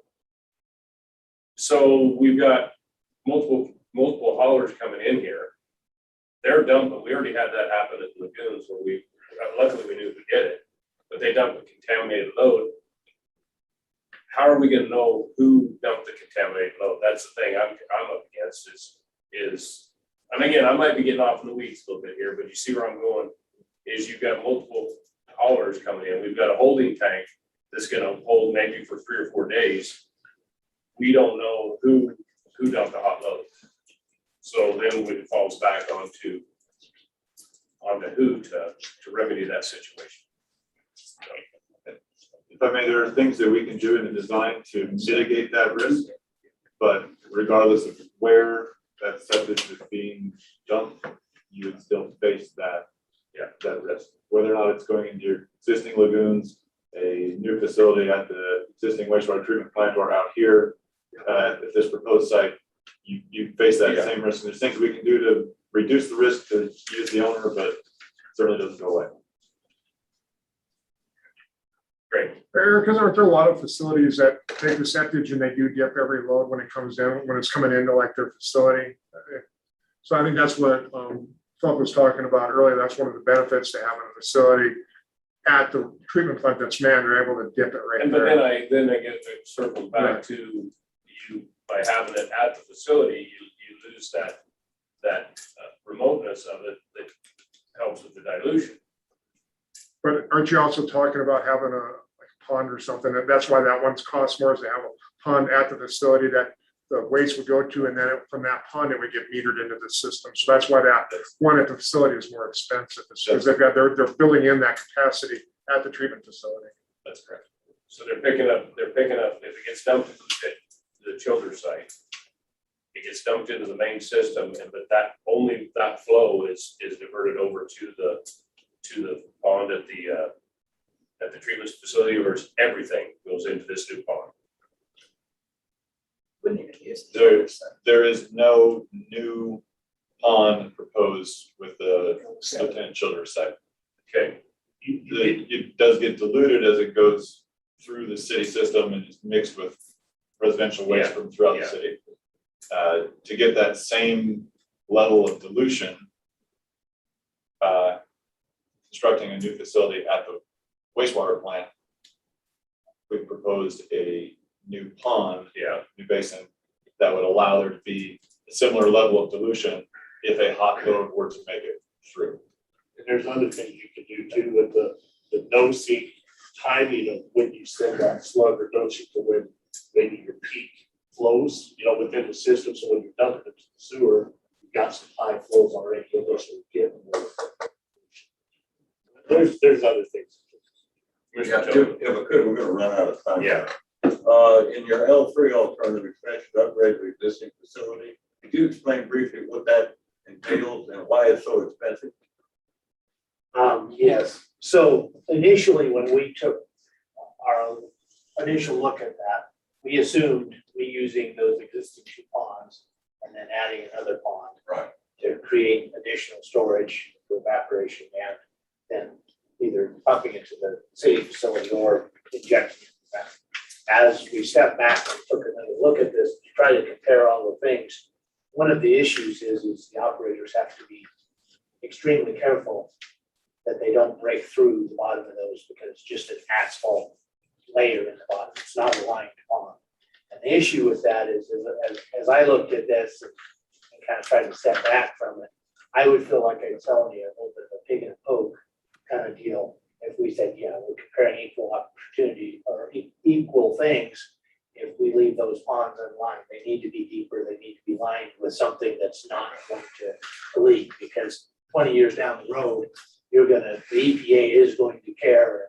And when they finally get around to worrying about it. So if I understand you correctly, basically what you're saying, if we went this route, number one, we dig a third pond and line it, then line the other two ponds. Yeah, we'd actually make it deeper to provide more storage. Okay, thank you. Commissioner Joe. In July, wasn't there another option that could use the existing facility as basically like an L7? And then that sewage then was piped down to the city's facility? Yeah, Is that option thrown out now?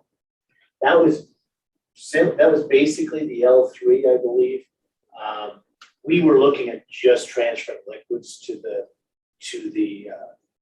city's facility, which in this particular case, we still have to deal with probably the potential of either injecting in the ground or maybe sending it to the same facility. So it pretty much is the L3 same. is not a standalone system. It still incorporates the city. Well, we could do it, put it in the ground. Yeah, there's another option where we can have a UIC permit, underground injection, so we injecting the liquids there at the site.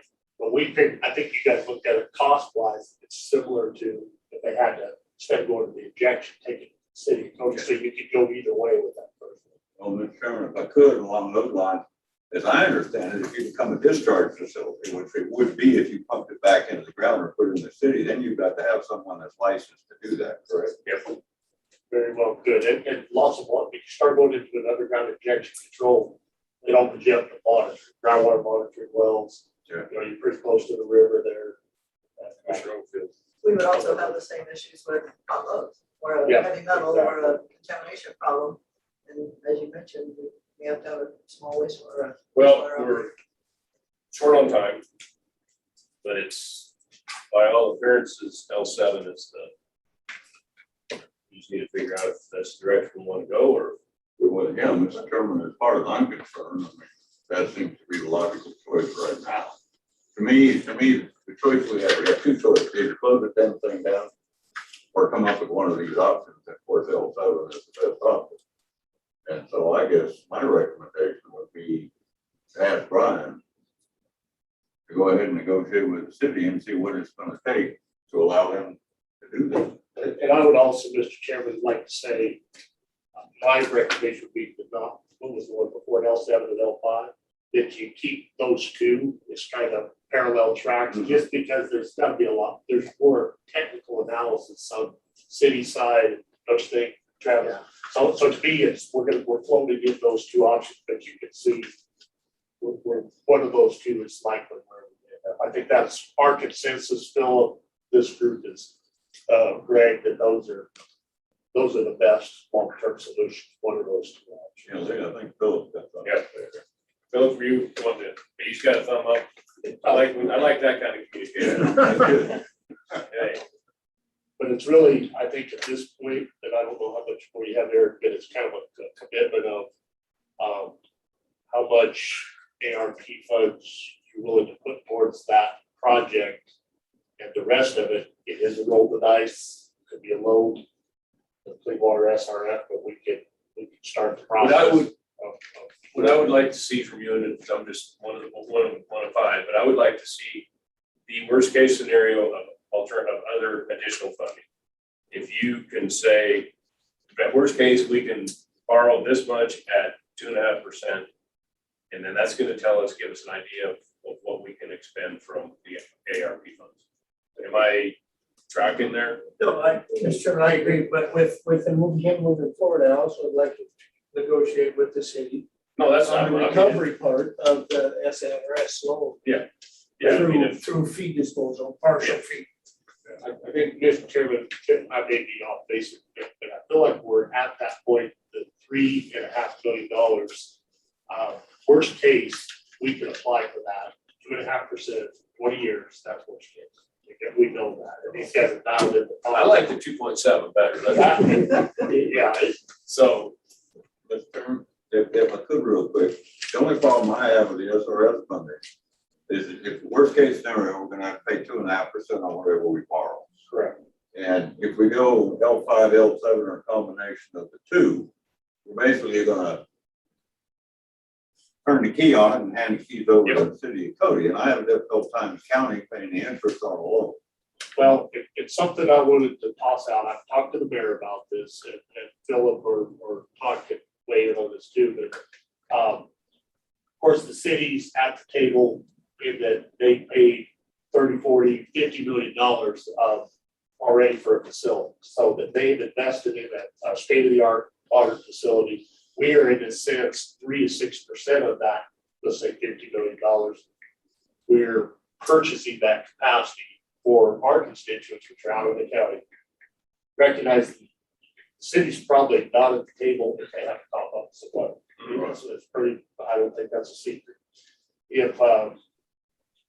But I think you're talking to the mayor, there's things that can be done just like if they were coughing up the money. If the county coughs up the upfront money, that could be worked into the rate structures, including the interest, the debt service on the loan. And pay that back. If the city's willing to do that, that's fine. And I got the city would be, again, they're not, would have to, city council. And the city would be applying for the SRS funds, not. They would definitely have to be on the hook because they're gonna own the facility. Right. So city of Cody's at least at a minimum would have to be a co-partner because it's gonna be their facility. But the county would be the. okay, we can hammer those details out as we move forward. I'd like to, That's what move this right along. There's really an upflow, if you consider the ARP funds, it would be kind of cash flowing it on the front end. Mhm. And then, get paid back over time through the debt service, through the funding of the rates, because it's a cost of service. Consensus of the group that that's the direction we'd like to move is the L7, L5, L7, something in there. Okay. All right. Okay. We'll move forward. Next up, we're gonna visit about the Boy Tail bike path. Just commemorate, right? Commemorative, it's not memorial. Moving right along. We got 5 minutes. Okay, we'll keep this brief. Or succinct, I should say. Yes. So what is the problem that we've been tasked with addressing here? And I'm sorry, that photo does not display nicely at all. The problem is that people, non-motorized users, walkers, bike riders, joggers, kids going to school or not, do not have adequate separation from traffic along particularly some of the county roads on the north side of Powell. As this photo shows, on the right side of that road, north side, in this case, it's lane 8, one of the better bike paths here in the area is essentially a widened gravel shoulder. This is a map showing the northern portion of the city of Powell.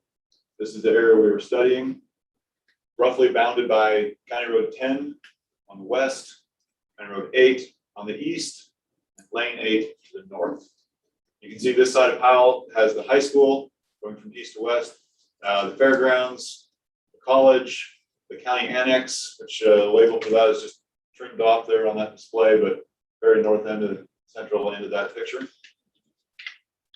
There are very limited pedestrian facilities in this area. There is existing pedestrian facilities along 7th Street in the city limits.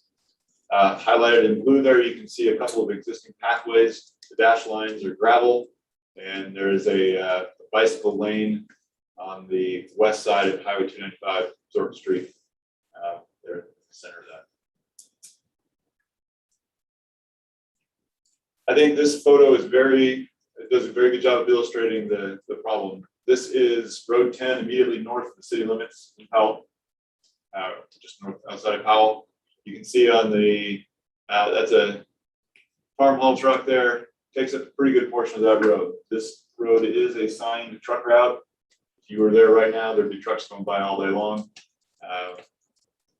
There's a very large drainage ditch on the east side of the road there. You can see the roadway is slightly elevated. So there's very little room for pedestrians, for bicyclists. But this area receives frequent use from cyclists, runners, other people trying to get out of the town just a little bit and stretch their legs. Similar issue here on lane 8, just around the corner again. This is just north of town, within easy walking or riding distance. The problem is that there's a lot of truck traffic, other traffic moving at near highway speeds, signed at 45, and as you're coming into town from outside of town, it's pretty common folks are driving faster than that. So that's the issue, problem. What we've looked at is a number of different alternatives for construction of new pathways or improving the existing pathways in the area to provide some separation and additional safety for non-motorized users, for bicyclists and pedestrians. And the next figure here, so the red would be brand new construction, the blue would be improvements to existing pathways. We're going to zoom in. Here's the east side of town. Again, you can see the high school there on the right side of the image, Northwest College here on the left side of the image. We looked at alternatives that would construct a new pathway along County Road 8, north of the high school, Lane 8, east of the city limits. We looked at paving the existing gravel pathway that runs along Lateral C, there west of the high school, and paving the existing gravel pathway on lane 8, east of the county annex. So again, I'm just giving you an overview of some of the alternatives that we considered. Moving west, again, we looked at what it would take to provide that separation from traffic along lane 8, County Road 9.5, Road 10. Again, some improvements along 7th Street there within city limits. So those are the locations and overview of the things that we looked at. What we came up with was cost estimates that in many cases involved a similar section, typical section, a paved pathway section wide enough for 2 users to pass each other and go in opposite directions without hugging, and a little bit of separation from traffic. In different places, that separation might have been more or less. There's constraints all over the place. We've constraints by right-of-way width. There's existing irrigation improvements in a lot of places out there. There are farm roads, farm accesses. There's a number of things that we would have to work around. But one of the great opportunities that we have right here is that this north side of town is growing, but it is not yet developed. It is much more expensive to construct pathways or pedestrian safety improvements in places where there are already lots of driveways, already lots of culverts, already a lot of improvements. This area of town, north of town, this area of the county, does not yet have all of those improvements already constructed. So it would be cheaper to do this project today than it will be in 10 years when there are more subdivisions in that area. That said, you can see here, this summary table was in the report, that there are various locations that can be improved, and length plays a big part of the different costs. I've been asked to provide a little bit closer view of 2 particular alternatives. These have to be numbered 4 and 5. This would be a new pathway along lane 8, the west half of town between Road 10 or Tower Boulevard and Highway 295. So from the county annex west. Mr. Chairman, this 2 alternatives right here address the existing truck route that is in, that was my main concern. And then similarly, new pathway along Road 10, north of 7th Street, north of city limits, up to lane 8. In sum, that's about $1 million to construct a pathway in that area. So real quick, because I know Commissioner Teal was at our meeting, but some of you might not have heard this. Part of the issue with some of the funds that are available for doing this, whether it's the past funds, is it actually has to be like a physical paving or concrete type surface. So rotovailing or gravel surfaces don't qualify for that funding. So there's a little bit of a push towards what the limits are. So I throw that in. In fact, asphalt or gravel surface or milled pavement surface does not meet ADA requirements. So it's not considered accessible surfacing. What's the, on these TAP funds, you've told us, but just for the education of the public. Yeah, Derek did a good job of kind of summarizing it in the email. I can forward that to you, but basically, yeah, this is pretty good right here. What I understood from it is there's 500,000 is kind of a ballpark high end. That's not ballpark. That is their. That's their limit. That's the limit for TAP funding. You can see the dates there. So if we were to look at both those 2 alternatives for the 2 different truck routes, road 10 and lane 8, and chances are maybe you could design in the whole thing, but maybe the construction funds that you would do 2 different TAP projects. And then like he shows there, they call for projects, I think you said was March, right? And then with the state, your notice of intent due in April. So that would be the target if we wanted to go that route and apply for some funds for one of those 2 option. Correct me if I'm wrong, this is an 80-20. These are 80-20 funds. Right there, I think that's still would be yes. Okay. All right. One important consideration here is that with federal dollars involved, the design has to be comprehensive and significantly, there is a large permitting component with that. We have to meet those NEPA requirements. And it does take, I would say, a year to work through that process. Whereas we tend to think of a bike path as, how hard can it be to get the bulldozer out there, get some asphalt down, let's get it done. If this was private dollars and private land, we certainly could do that. Using federal dollars, there are a lot of hoops to jump through. Commissioner Overfield. That would occur after the application process, Yes. correct? So it, okay, so it would be a couple of years, even if we got everything, it would be a couple of years after it was approved, before there would be things on the ground to use.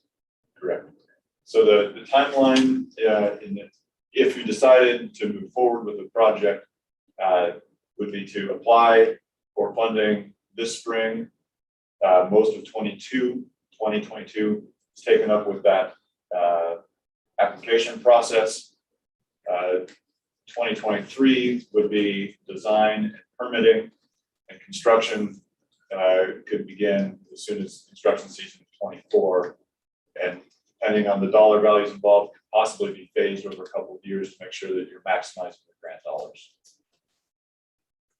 Okay. One other thing that I wanted to mention is that as part of this planning process study, we did a community survey. It was available online through this linked through the county's website, but it was a SurveyMonkey survey. It was widely advertised. It made the front page of the Powell Tribune. We had nearly 300 responses, of which almost all were thoughtful and well considered. The level of community engagement I thought was very high. It was much higher than we expected. Much higher than we expected. The vast majority of the comments, and again, this is summarized in your report that you have, the vast majority of comments were in favor of pedestrian improvements at multiple locations along the north side of Powell. The one thing I did want to point out to you is that you can see the yellow bar there, the third bar down. This question asks, which routes do you use? Where do you bike? Where do you jog? Where do you ride your bike to and from school? This question, the highest response was on Road 10, north of city limits, which is that truck route. To me, that actually surprised me that of all of the locations identified, including ones in town, including ones that are closer to schools, that particular location, as the commissioner brought to our attention, had the highest level of response saying yes. So, Also, you read through a lot of the feedback that we got. Several of them, most of the comments were, or there were a lot of them that were concerned about safety. Yes. So the safety is definitely a big concern in the community. The other thing I want to throw out before we wrap up too is the plan is the second week in November, Eric's trying to set up another follow-up meeting with our stakeholders, which would be the college, City of Powell, why not irrigation districts, school district. We'll try to get that set up again. We'll do a similar kind of a presentation, I think, with the intent of finalize the report. We would submit that. I know that the draft report's already been provided to YDOT, and then the goal would be to wrap up the report with the funding for this planning for this project by the end of this year, and be ready to move on to a construction project if that's what it is. Hey, appreciate the intel. We have some more things to think about. Commissioner Joseph. Where do we go from here?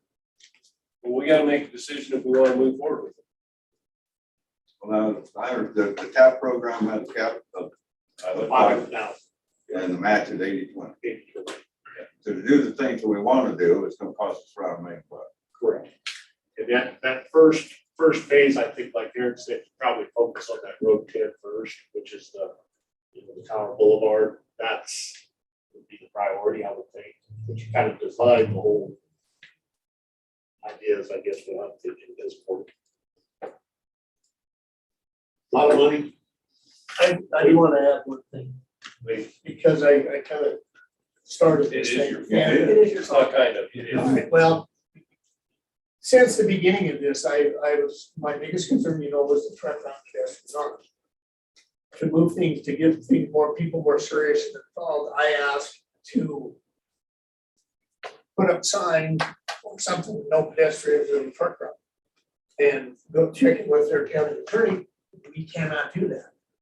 Even if we build this pathway right adjacent to Road 10 and Lane and give them a place, we cannot keep pedestrians off the road. And with that being said, I'm not as so gung ho to do all this when we have no way of keeping the pedestrians off of the truck route. And I think that is asinine, and the county attorney agrees, but there's no recourse the state of Wyoming to keep people off of the truck route, even if there's a bike. There's even rules and laws that said they have to break, bicycles are supposed to come this way towards the traffic, and walkers can only be 1 foot or 18 inches on the side, but they'll run 2 or 3 foot sideways.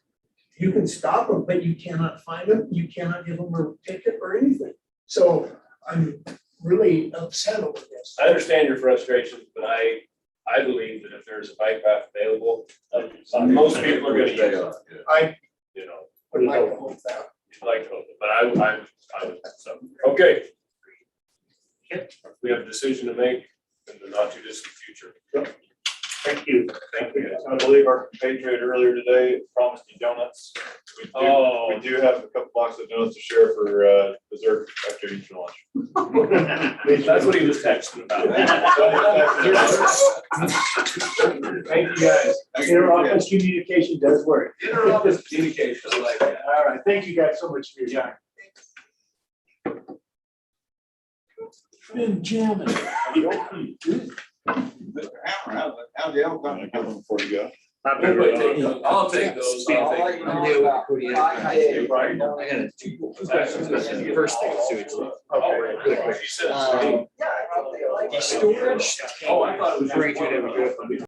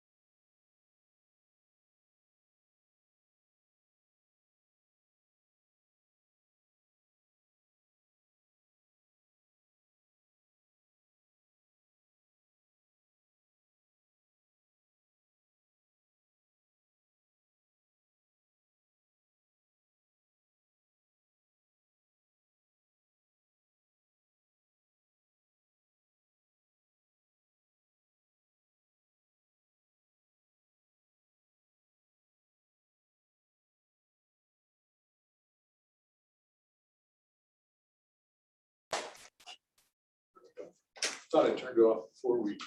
What about the video? It's up to you whether you want to start or not. We're just gonna motion to go in and then close it again. So, all right, we're back in session.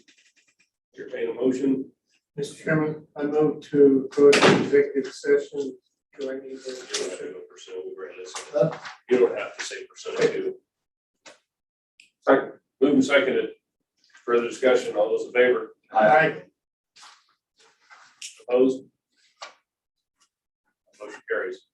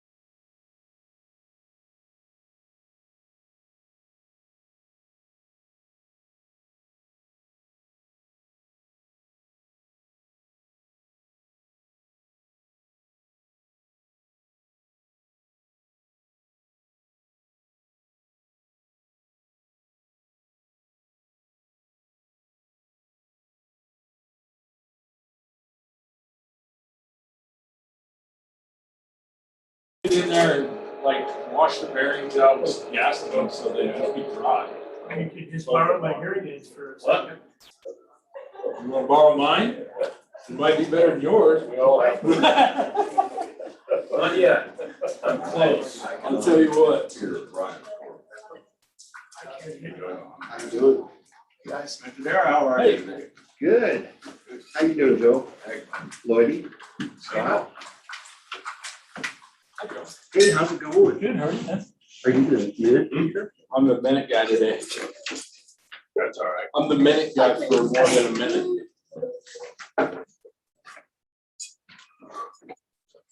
Okay, good afternoon, Barb. We've got next up.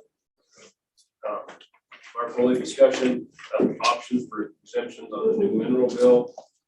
Brian's coming, Pat's gone, but Brian's coming, Yeah, Brian's coming back. yeah, and we can get started, because we all Please do. discussed it. Thank you. Good afternoon, commissioners. We just here to discuss whether or not the county as a whole wants to pursue giving the mineral oil companies the option to exempt out of the new mineral bill, which, you know, they'll do the deferred and the deferred payments till 2035, or if they can exempt out and just pay first half and second half. So if you're over 30,000, they need to go on to the new system, which would be, you know, the first half paid this year and then the deferment. And so we have a couple of oil companies that want to stay on the first half and second half. Does that make sense? So we kind of sat down and did some pros and cons. I think the biggest one for the county as a pro would be if we do not do the exemptions, it might help us with bankruptcies. I think that's one of the things. Because if they do the exemption, then we're still 18 months out. We still have a, you know, they could file for bankruptcy, that type of thing, if we keep on the same program. Talking to the companies, one of their biggest things was it's easier to stay on the same bookkeeping system. That was the biggest thing for them, is not having to change their bookkeeping process, but they're already doing severance tax like that. So, you know, and then one of the cons is the budgeting for the next 18 months for everybody. If we have them on the exemption, we know how much at least extra revenue we have coming in. You know, in all honesty, it's hard to say what's the best way to go. You know, we've got some options both ways. We, you know, over 30,000, they have to go, sooner or later, they're gonna have to go towards the state program, you know, the new mineral. If they sell or they change, they're automatically, and they're on our deferred, if we decide to defer it and they bought or sold, they have to automatically go to the new system. They can't stay on the deferment. You know, so it's just a choice whether you guys want to go ahead and allow some of the companies to stay status quo, or if we put them all on the new system as it comes on. So, as you're saying, eventually they're all gonna be there anyway. Let's see, I think the agreement that we were looking at, it would be 2024. We'd allow them at least for a couple of years to stay on this program if they chose to be deferred. But if they buy and sell at all, they have to, from my understanding, go on the new system. So what's the advantage of offering them the exemption again? The only advantage for them is, from what we've talked to them and Pat's talked to them, is that they wouldn't have, their bookkeeping system is set up and they wouldn't have to change bookkeeping systems. Another thing is, if you think about if they go to the state with the new mineral bill system, they'll pay the first half this year, and then they'll only have to pay one of the deferments next year. And so then they don't have to pay that second half. So that helps all these companies out too, you know. Yeah, it was as clear as mud when we were down there trying to figure it out. It is. It makes sense once you see it on paper, but if we put everybody into the new system, basically they pay the first half this year, and then the second half is deferred, and all of next year is deferred, but then they'll turn in and start reporting to the state of Wyoming beginning January of 2022, which then will receive those funds probably in March, 1st April. So how many companies would We have two right now that have requested. We only have Requested how 17 on the books that would qualify for over 37 So we have two that requested. And we have 77 mineral companies that are paying right now. What are you seeing? Are you seeing a trend statewide? Okay, so I believe most of the counties are either, they're totally opting out not to do any exemptions. Sweetwater has done, I think, 7 that they chose, and I think it was 7 at the state. Of course, they're a lot bigger than us, so most like Commerce County, I think Campbell County chose not to do any different ones. Harder for you, harder for your office, easier for your office, doesn't matter. Not gonna matter, we're gonna have to create a whole new bookkeeping system, no matter which way we go, so with this new program. You have any questions for Bart? My only question, Mr. Chairman, is I understand where they're coming from a little bit, but I mean, how much burden is it really putting on a person, on a company if changing their accounting system? They have to do it sooner or later. And why I don't know why kicking it down the road helps them. I mean, I can't say it for their company. I don't see the advantage the county would have by allowing it. And if we allow it for 2, is this exception for only the 2 that is requested, or is that option still open for the other 15? I think we need to leave it open for everybody if they want If to we apply choose. and fill out the form. I think we don't pick and choose, we either do it for everybody that would like to or not. I don't feel like we should be picking it through, but it's totally up to you guys. Half of them requested 2017. But that's only 2 that have asked, so. Is this a one-time thing, or can they come in 6 months from now and ask for it, or is it? I think, we probably have to look at it annually because of the way the system's set up. But once they go on the state program, I don't think they can come back. So I think it's this year, whether or not we choose to allow this or not.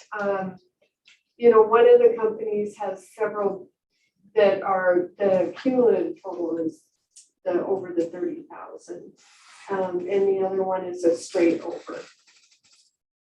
I just, the hard thing is I don't have a good answer which it would help. It's not going to help the county one way or another. If we've got the bookwork in our end, and we'll do whatever you guys request. If there's no harm, no foul, I don't see any reason not to allow it, but that's what. And that's totally up to you guys if you want to do it. And then if we can just say that they need to fill out the form because Brian's kind of waiting to finish up, depending on what you guys to approve that exemption form. And then we can just allow it. The only disadvantage is they're back to that 18 months and we know what's happened lately on our bankruptcy, you guys on.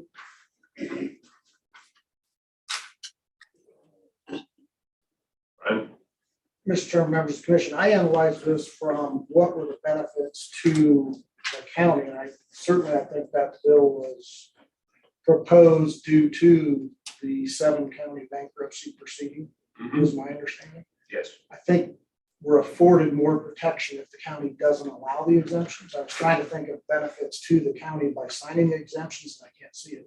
Okay. So that's how I analyzed it from what do we gain, what do we lose, or what do we stand to lose? We probably stand to lose potentially.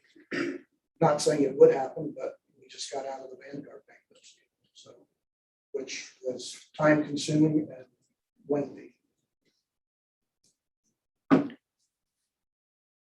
Okay.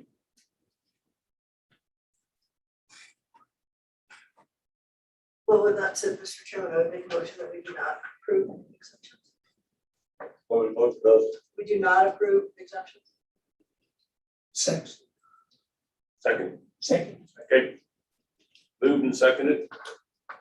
Further discussion. All those in favor? Aye. Motion carries. Thank you. There you go. Thanks, Brian. They're asking for action. Yes. You got action. All right. Next up is the continued discussion of the Buck Creek Estates major subdivision. Leo School, your chair, do I? Just a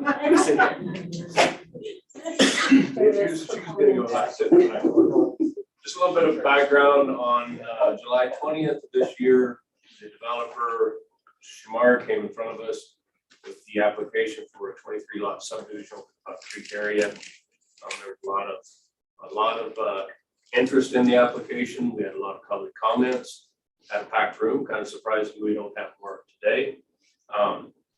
At that time, there was a lot of concerns, one over ag land, two over adequacy of water. At that time, we asked Mr. Shamar to provide a water study, hydrological study, to make sure there was enough water to satisfy the subdivision and surrounding wells. We went out, made it seemed like a good effort at it, drilled some wells, had some stuff done, testing done. In my conversations with Mr. Schumacher prior to the September 20th, we were pushing to get it on September 20th. You'd run into some issues with getting the wells drilled. I indicated that when that information was provided to us, we would, excuse me, I'm just getting over a cold, but we would submit that information for professional evaluation, because I'm darn sure not the guy to look at it and say it, and I don't know that any of the five of us, other four are the ones that could look at it and say it's adequate or not. We submitted that information that was provided to Mr. Charles Bogue with Wyoming Geologic Survey. He's a hydrologist for the state. And he did send back a letter just saying that the information submitted, he did not feel was sufficient to prove or disprove the adequacy of the Willwood Aquifer. So I've asked if you want to submit any more information. You don't have any more information to submit at this time, and so now we're here to discuss the application again. So that's my opening statement. You guys have anything? Would you like to add anything, Sarah? I would. Thank you, Mr. Chairman, commissioners. I'm assuming you've seen my letter and the materials that we submitted, and I think you probably have the old groundwater study, the hydrologic study, and everything else. And I just would reiterate that I don't think you're precluded from regulating groundwater or taking ag land out of production. However, you don't have any standards that deal with that. So you're kind of, you probably all agree with this. You're trying to figure out how to address these issues and these concerns. I think potentially they're legitimate concerns, but I think you can only regulate based on what your standards are now. Clearly, the applicant has met the requirements of the performance standards as has been, and I don't think that's called into question here. You're trying to address standards or concerns because this is a large subdivision, but I just don't think you get to try to regulate something. The Wyoming Administrative Procedures Act would require you to have regulations in place. And so we would ask you to, based on the performance standards that are in place now, to go ahead and approve this subdivision. There's not any evidence in this situation where it appears that there's a number of wells around here. We submitted the well information, and certainly I'm not qualified. Your geologist probably is more qualified than I am to interpret this information, but it does appear that these wells are sufficient, that the groundwater table is sufficient, and it also appears that either the DEQ or the state of Wyoming addresses these issues. So as people drill wells, if there's going to be interference, the state engineer's office is the one who has jurisdiction to deal with these issues, at least at this time. And so unless you have any questions, we would ask that you go ahead and approve it if it's time to do that. I guess I do, because I mean, we're not proposing that we regulate the water. At least my question was, is there going to be enough water there to satisfy this development? You know, if you have 23 wells sunk or 23 home sites out there, is there going to be enough to satisfy it? And the letter back from Mr. Bogus says the information provided was not adequate to determine that. And so that's, I mean, if some more information can be submitted to determine that, it'd make me feel a lot better before approving this. I certainly don't understand with all due respect, what information would be required, what would be required of the applicant in this case. What I'm saying is you don't have standards that deal with this. You're trying to regulate something, or in terms of whether or not you approve or deny this application. There's certainly nothing that says you can't take ag ground out of production. I don't see anything related to that. And so in continuation of that concept, the only things I see is it talks about surface water, and it talks about what the DEQ is supposed to supply, is that they're supposed to supply a letter, which they've already done. I don't find anything else in your regulations that address this particular issue. And so just like every other subdivision, Mr. Schumard, as I mentioned in my letter, or I think my email to you, Mr. Chairman, was he relied on the performance standards in place now to invest the money and the time that he has. And now it appears there's new standards being applied to him that aren't written. I've gone through the performance standards. I've gone through the staff report here. I think this has been reviewed and re-reviewed. And so I just don't know what else he can do. I haven't seen, like I said, the geology report.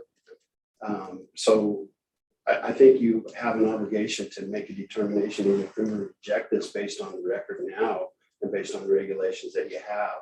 Because state law would require you to form new regulations, promulgate new regulations that deal with and go through rulemaking and public comment to do this. And I don't know that these standards have been applied to anybody else. I know you've approved some other subdivisions recently and never, to my knowledge, have applied these concepts to that. And maybe I'm wrong about that. So we would ask you to approve this subdivision based on the fact that it's all performance standards have been met. And based on, in terms of what's in writing and what's been basically adopted by the county as the regulations through the land use regulations. So unless you have any questions, I don't know how else to address it. I understand what you guys are concerned about, what you're trying to do, but you're trying to apply standards or add new rules that don't exist. And I don't think legally you can do that. And that's our position. Commissioner Overton. I would just ask, in part of our works, in the regulations, it also refers to statutes.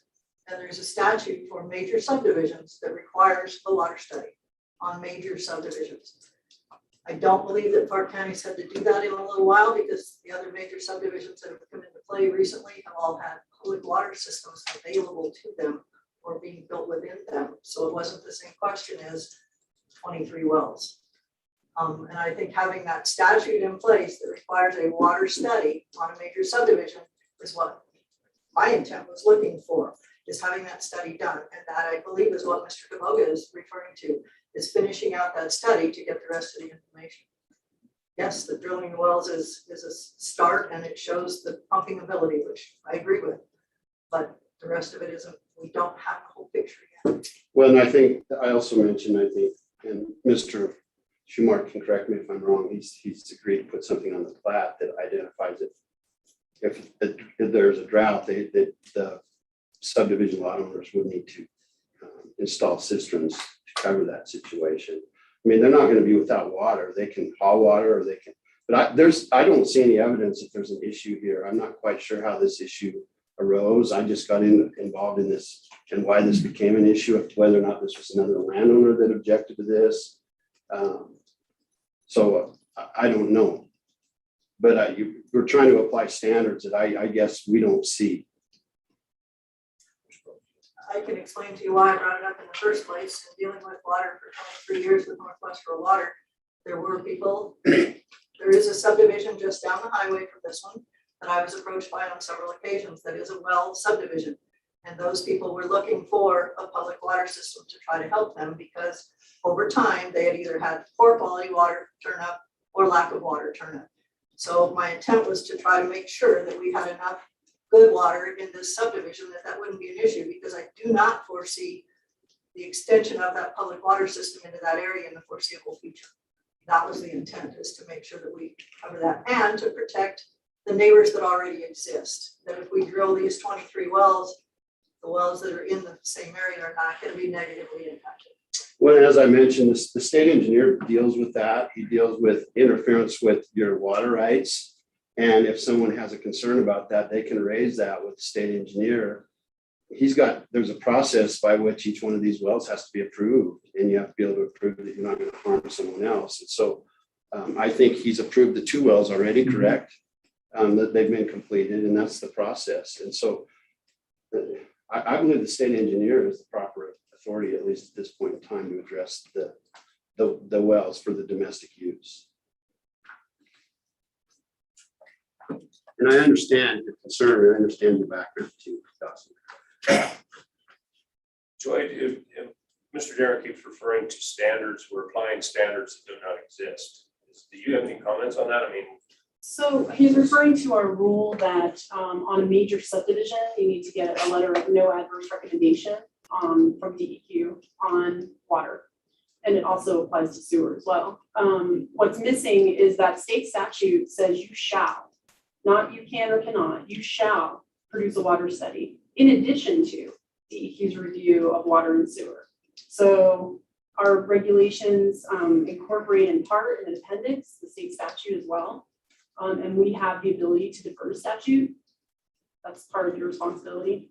And so when Doxy mentioned state statute referencing major subdivisions, state statute doesn't say that. It says subdivisions that have 6 or more lots.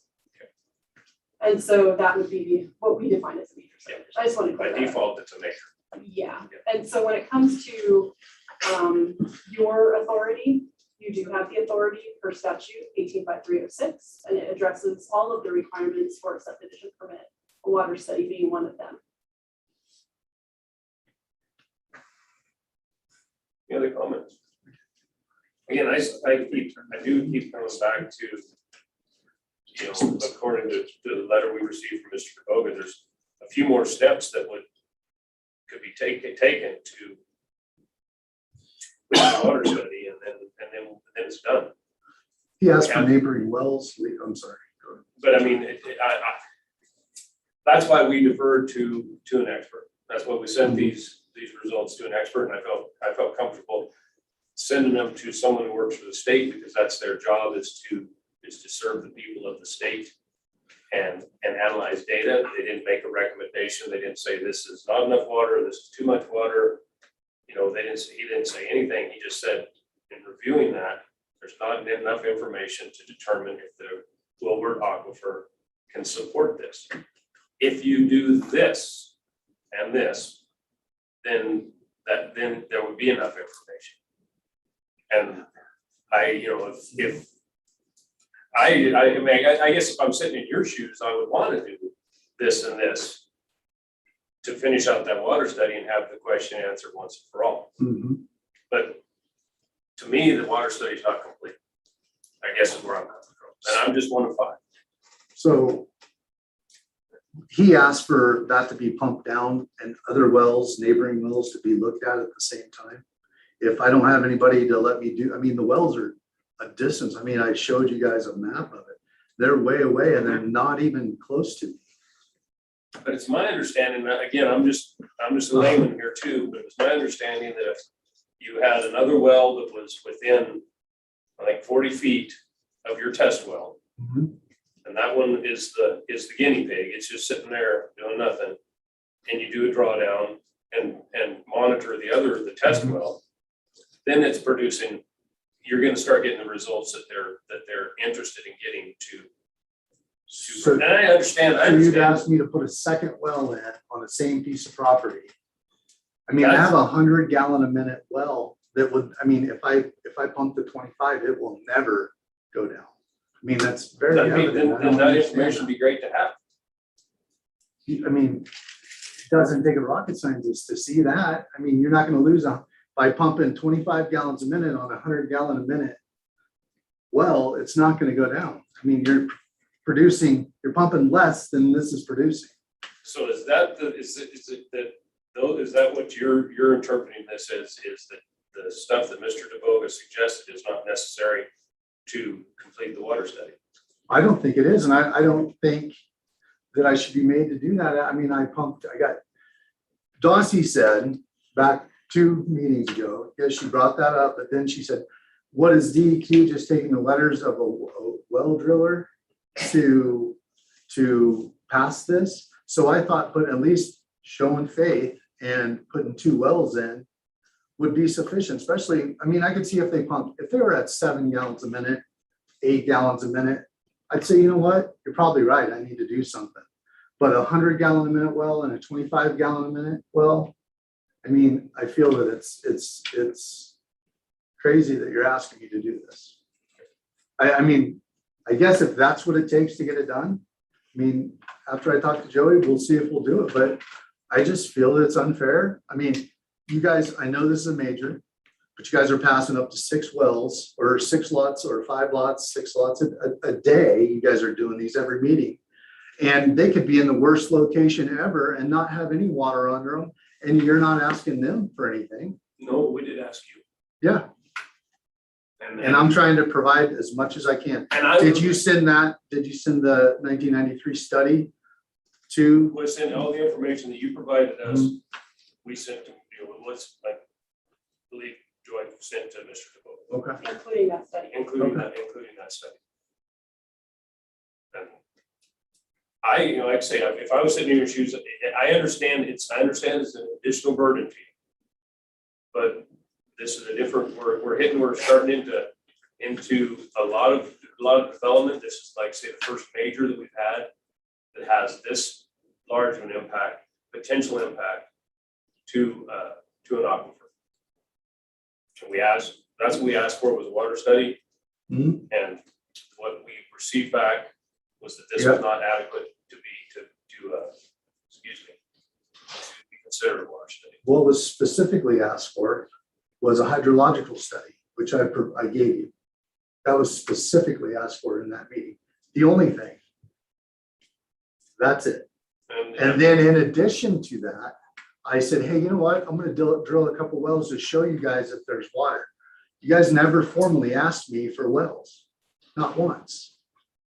I did that in addition, and you can go back and read your notes. You asked for a hydrological study at that meeting, and I supplied it to you. You were not specific on this particular piece. You said, we would like a hydrological study of this. My property lands inside the hydrological study I gave you. And so I feel I met what you asked for. I was doing the wells in addition. I did my engineer put together a flow chart with all the wells in the area to show you that we are the downhill property. There is nobody that we are affecting. And I did that in addition to what you asked for, which was the hydrological study. I supplied that to you. And my intent, my understanding of what the board wanted, and when I spoke to you about it later, was that our concern was that is there going to be enough water to supply 23 home sites and not impact the surrounding wells. And I shared that information with you. Yep. So that was what my understanding of what was requested.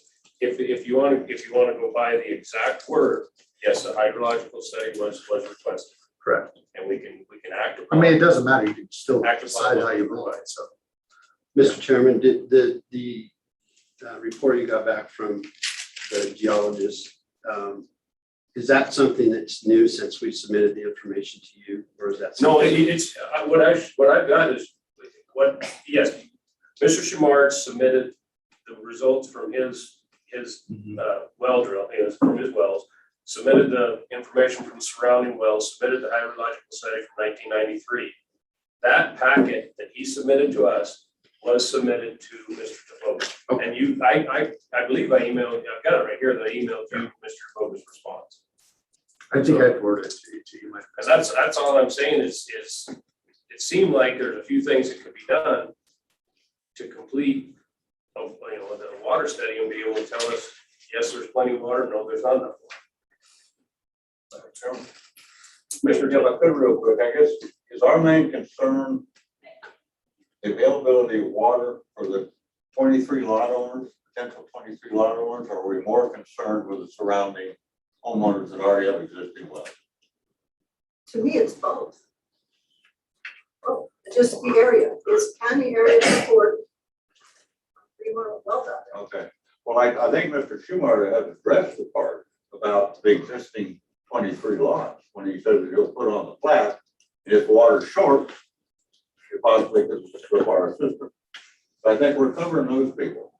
And as far as the people with existing wells in the surrounding area, we've got a letter from Granite Engineering, and admittedly, it might be a little biased, I don't know.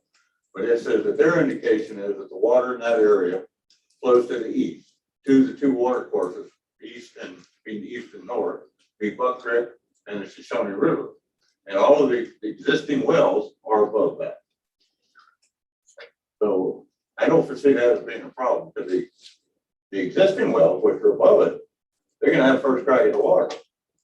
I think the only things we need to be concerned about are those new wells that be coming in. And I still go back to the fact, I agree with Mr. Dara, that I think even though we do have an obligation by state statute, as Commissioner Overfield has pointed out, when we have a subdivision with 6 or more lots, we have to be concerned about the water. And up until this point in time, in my tenure as a county commissioner, we've never had to concern ourselves about that, because they've always been 5 or less. So that's one of the things that has sparked all of this dialogue and requests that we have. We're kind of going into new territory here, and we're trying to make sure that we get it right. But I think that we have covered our bases to the best of our ability. And Mr. Schumar has put a lot of money, time, and effort into this thing. And I keep going back to the fact where I'm a firm believer in private property rights. And someone comes to the county and wants to develop a piece of property, I don't care whether it's a simple subdivision, a minor subdivision, or a major subdivision, we have rules and regulations in which they should follow. And to me, if they check every one of those boxes and do everything they're told to do, then they should have some assurance that that's going to be approved. And that's where I stand on it. Personally, I would make the motion to approve, but I'm not sure I can get a second. And I would rather, because the problem that I'm having, if it's defeated today, then Mr. Schumar has to wait a full year before he can come back. And I don't think you want to do that. I certainly don't want to do that. So the only other option we have would be to request of him to go ahead and fulfill the hydrological study and the water study. And we need to make, if that's the way we go, we need to be very specific on what we are going to ask him to do. Whether it's the drawdown that's suggested by the state hydrologist, which according to them, the wells are too far apart to really determine. That I couldn't tell you. But I still go back to the fact that I think that the state engineer's office has jurisdiction over groundwater in the state of Wyoming. And regardless of what we do, if we say, okay, Mr. Schumar, we're not going to allow you to drill any wells out there, and all your houses have to be under cisterns, he can still go to the state engineer's office and apply for a well permit, and they're probably going to give it to him. So there's a lot of probabilities and a lot of subdivisions out here. There's no question about it. But I come back to the information that Mr. Boga was saying was needed to complete, to tell whether the Willwood Aquifer is going to provide sufficient groundwater for the subdivision and be reasonably protective of the neighboring wells. That's what I was after. So in that, he asked me to get a hold of the neighboring wells, correct? Or drill another well, because it would be, or you might not or be able to. Yeah. and or, because they're definitely not going to be 40 feet apart with neighbors, correct? It's I'm guessing, I don't know. No, it's not. So, my well is approximately, I don't know, maybe 200 feet, 150 feet apart. So I'm gonna have to drill another well next to it, is what you're asking me. I'm asking you to work with the information provided from Mr. DeVoga that would satisfy what he says, what is needed to provide to prove whether the Willwood Aquifer is adequate. Okay, and can you tell me what does it have to show for it to be? I assume that he had that information, he can provide all that information. We can get that information for you, yes. I would like to know before I do something that. Of course. Again. Joy.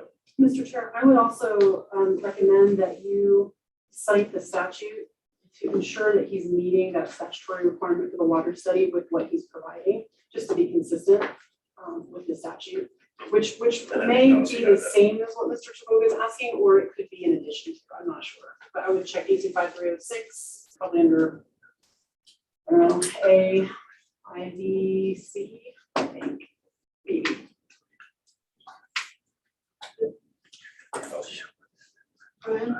Brian? Yeah. Is there a well at the yellow house? Yes, but it's probably a couple hundred feet from Is it. it from that Yeah. other well on lot two? And it's uphill from it, I so, don't know that, Yeah, but it's, right. so it's just about the same far away as your other one on the second one? yeah.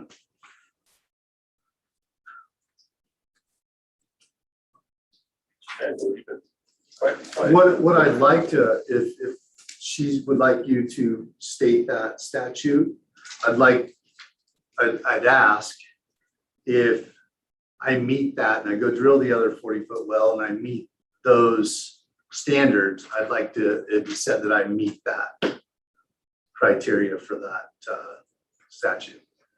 I think that's what we're looking for. But if you come back with are you asking us to guarantee make any sort of guarantee? No, it'd have to pass, I mean, but I need to know what passing is. Mr. Chairman, if I could make a suggestion, maybe you could get specifically what Mr. Bogue is looking for, and then you could just email us so we could. Yeah, and see. And then we would know what procedure needs to be followed. Where we're at right now, Mr. Chair, where we're at right now, everyone, is this is continued discussion. A decision does not have to be made today. And if you're I'm comfortable with finding out from Mr. DeVoga, whoever else we need to visit with, what more information he would require or request to be able to determine if the Willwood aquifer is going to support it. Well, and I'm in a spot now, I don't want to push it off, but I'm in a spot, I'm not getting anything done until next year anyway on the infrastructure, most likely unless weather. And that's, it's unfortunate. Right, I'm not blaming you guys, I'm just saying, so as long as I have specific guidelines to follow, I'll go ahead and do another well next to the one, but I just feel that I just don't feel I should have to, but I understand where you guys want to, with putting where it's just wells for other property, those 23 wells with the cisterns, I feel that should get us past. And I guess I have, as far as the cistern thing, I have a little bit of issues with a cistern may be required. Okay. And in cases of drought, number one, who determines what drought is? And by the time a cistern may be required, you've impacted or potentially have impacted a bunch of other wells. And so that, it's either systems are required or don't even put on there, I guess is where I'm coming from. Instead of it may be required. So if I put cisterns are required, we're past? I don't know. I don't ask me. I'm only one. Well, that's basically it. And then landowners could drill wells at their own risk. Is that correct? I like the road we're heading down right now. We'll get the information to you to complete a water study, a true water study, and move forward from there. So, Mr. Chairman, if you could ask him the well spacing for this test well and the drawdown procedures. And I think your own, Mr. Lewis, your engineer was made an indication to Joy that the wells need to be closer together to get a true drawdown. He did, yeah. He actually said probably closer to 20 feet. Yeah. So. Commissioner Mango, finally. I'm losing my voice up here. Well, it was, and I was one of those that was concerned about the neighbors, and it's good to hear that the neighbors would not be affected.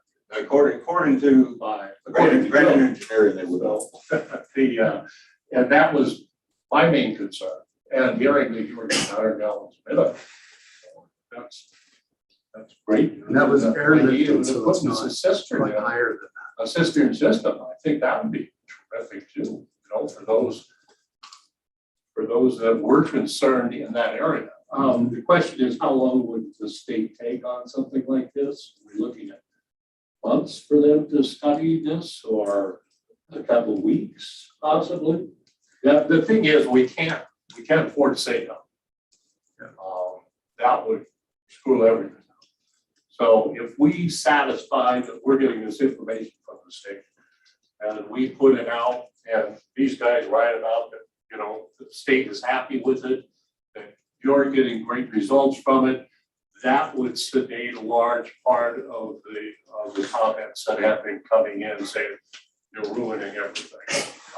We're not here to save the family farm. Right. What we want to do is, and I'm just learning about this, about developers, I always figured that they would, there was adequate water. Whatever developers are coming in, when we even approve these 6-lot subdivision, I figured these guys have their ducks in a row and they're gonna provide us. But, you know, there are some that we're catching that don't have water, you know, that is available for them. And this, and I always figured that county commissioners we're always dealing with major subdivisions. I seem to see them pop up all over the time and they're saying, no, this is something unique.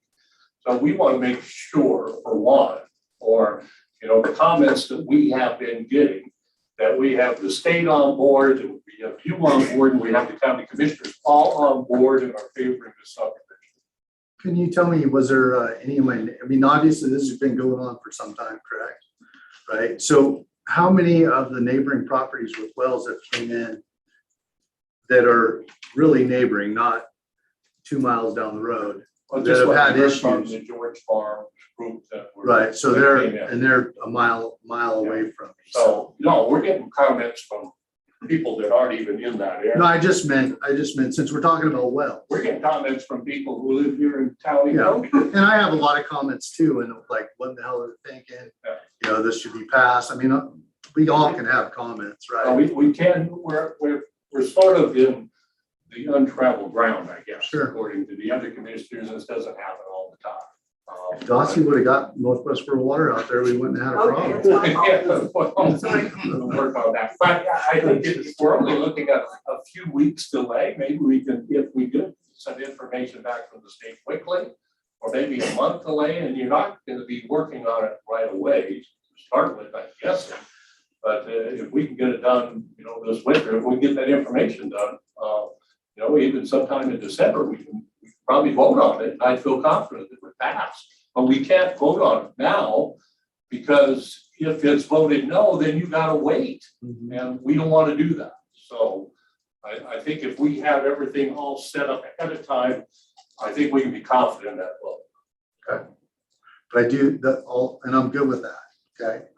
And I'll get that for you, but I need the specifics of what you're And I agree. asking for. Because I don't want to go shoot like I threw the 2 wells in and that was like, okay, I did that, but now it created this issue, or maybe it actually got us closer, so. Look at that, a good start though. Yeah, it got us closer. Okay, Thank you, Mr. Chair. do anything, Ron? Thanks. Do anything. I will be sitting out with you. You got that number right? No. 185306. Okay. What is the number? 185306. Thanks. Okay.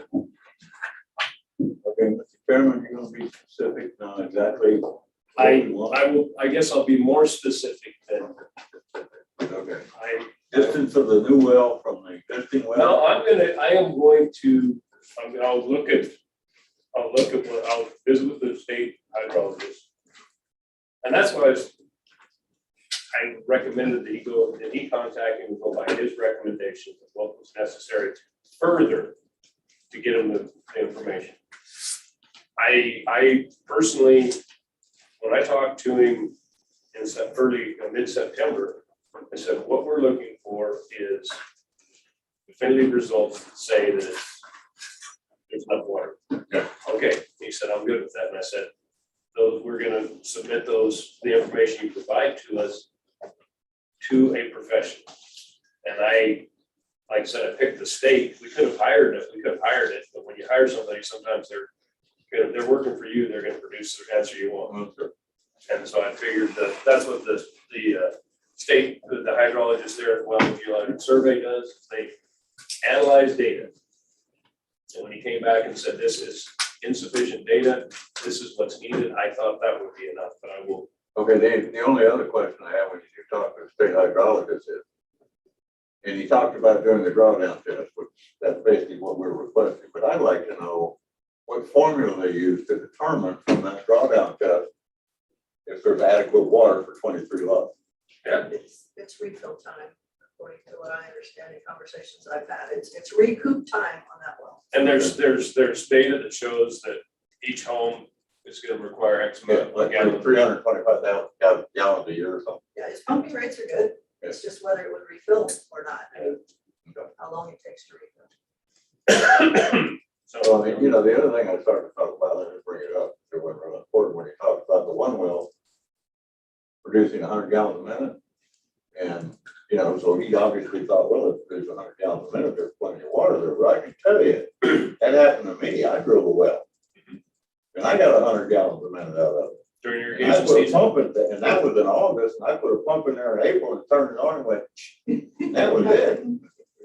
That's why, like I said, my dad said, drill a well in February. Yeah. Around this country, if you got water in February, you got it all year round. But, I think we're on the right track to getting what he needs.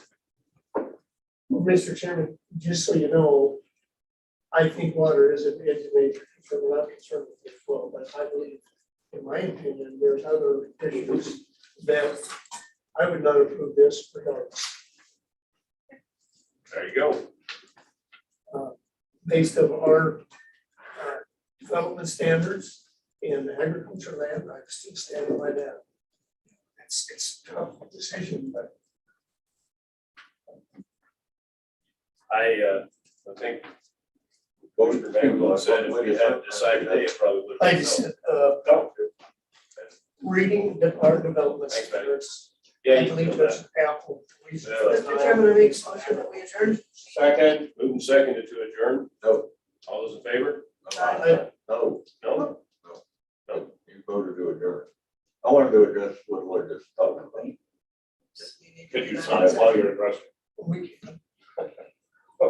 We can if you want. No, I was just saying, you know. So we have, so motion failed.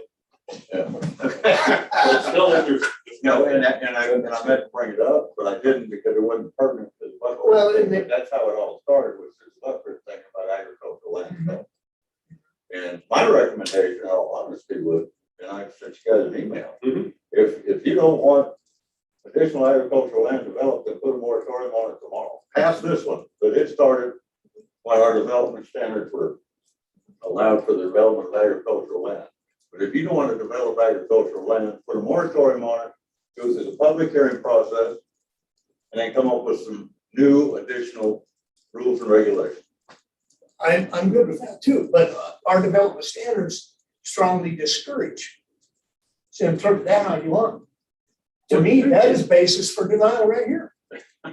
And the county attorney has agreed. Yeah, but Lloyd, I mean, what's the difference between a major subdivision and a minor subdivision on agricultural land other than the number of lots? The amount of impact.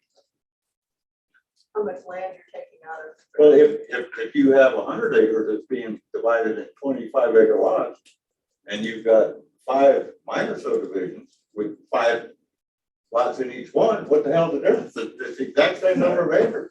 Spread out farther, though. They could advance. What if they were right? And that's what in this case they are. They're all 23 right next to each other. Then we'd get 5 That's where I'm acres, basically. 9 different developers. Okay, I mean, I It's the amount of understand, impact. but there are a lot of reasons for major subdivisions versus smaller subdivisions. And there are good places for them, agreed. Where Next to municipalities, in rural developed already areas. there's nothing around Cody that size. You can, Yeah, well, but chug water. They built their own water system, and then they took land out of that. Kind of. Chug water definitely did. yeah, okay, enough. All development around the house, they can get. Well, so here's the funny thing about it too. So the part I feel bad is if he brings you all this stuff, it might satisfy you and it'll probably pass, but I'm not gonna support it regardless. Because of those reasons, the effects of this type, this major subdivision of where it's at, the effects of agriculture. All this land that is ag land, at one time was not ag. Sure was. Where would Cody be if we did a little deal out there on State Street subdivision in 1975? I mean, what would Cody be if that was denied? Well, no, I mean, I'm saying all this land that they're calling ag land, at one time was just a bunch of sagebrush. Oh, yeah, sure. So, Well, you can save the farm if you buy that farm on Road 8 on the way up. There you go. Yeah, I drove right by there. There's not a lot of farmers lining up to pick it up. You know, I tell you, my position on the whole thing is we're not here to discourage development. It's coming whether we like it or not. We just have to make sure that it's done properly. And that's what I think. That's our right now. And you're exactly right. I would entertain a motion to adjourn. Second. Moving second to adjourn. Further discussion. All those in favor? Aye. The first one failed.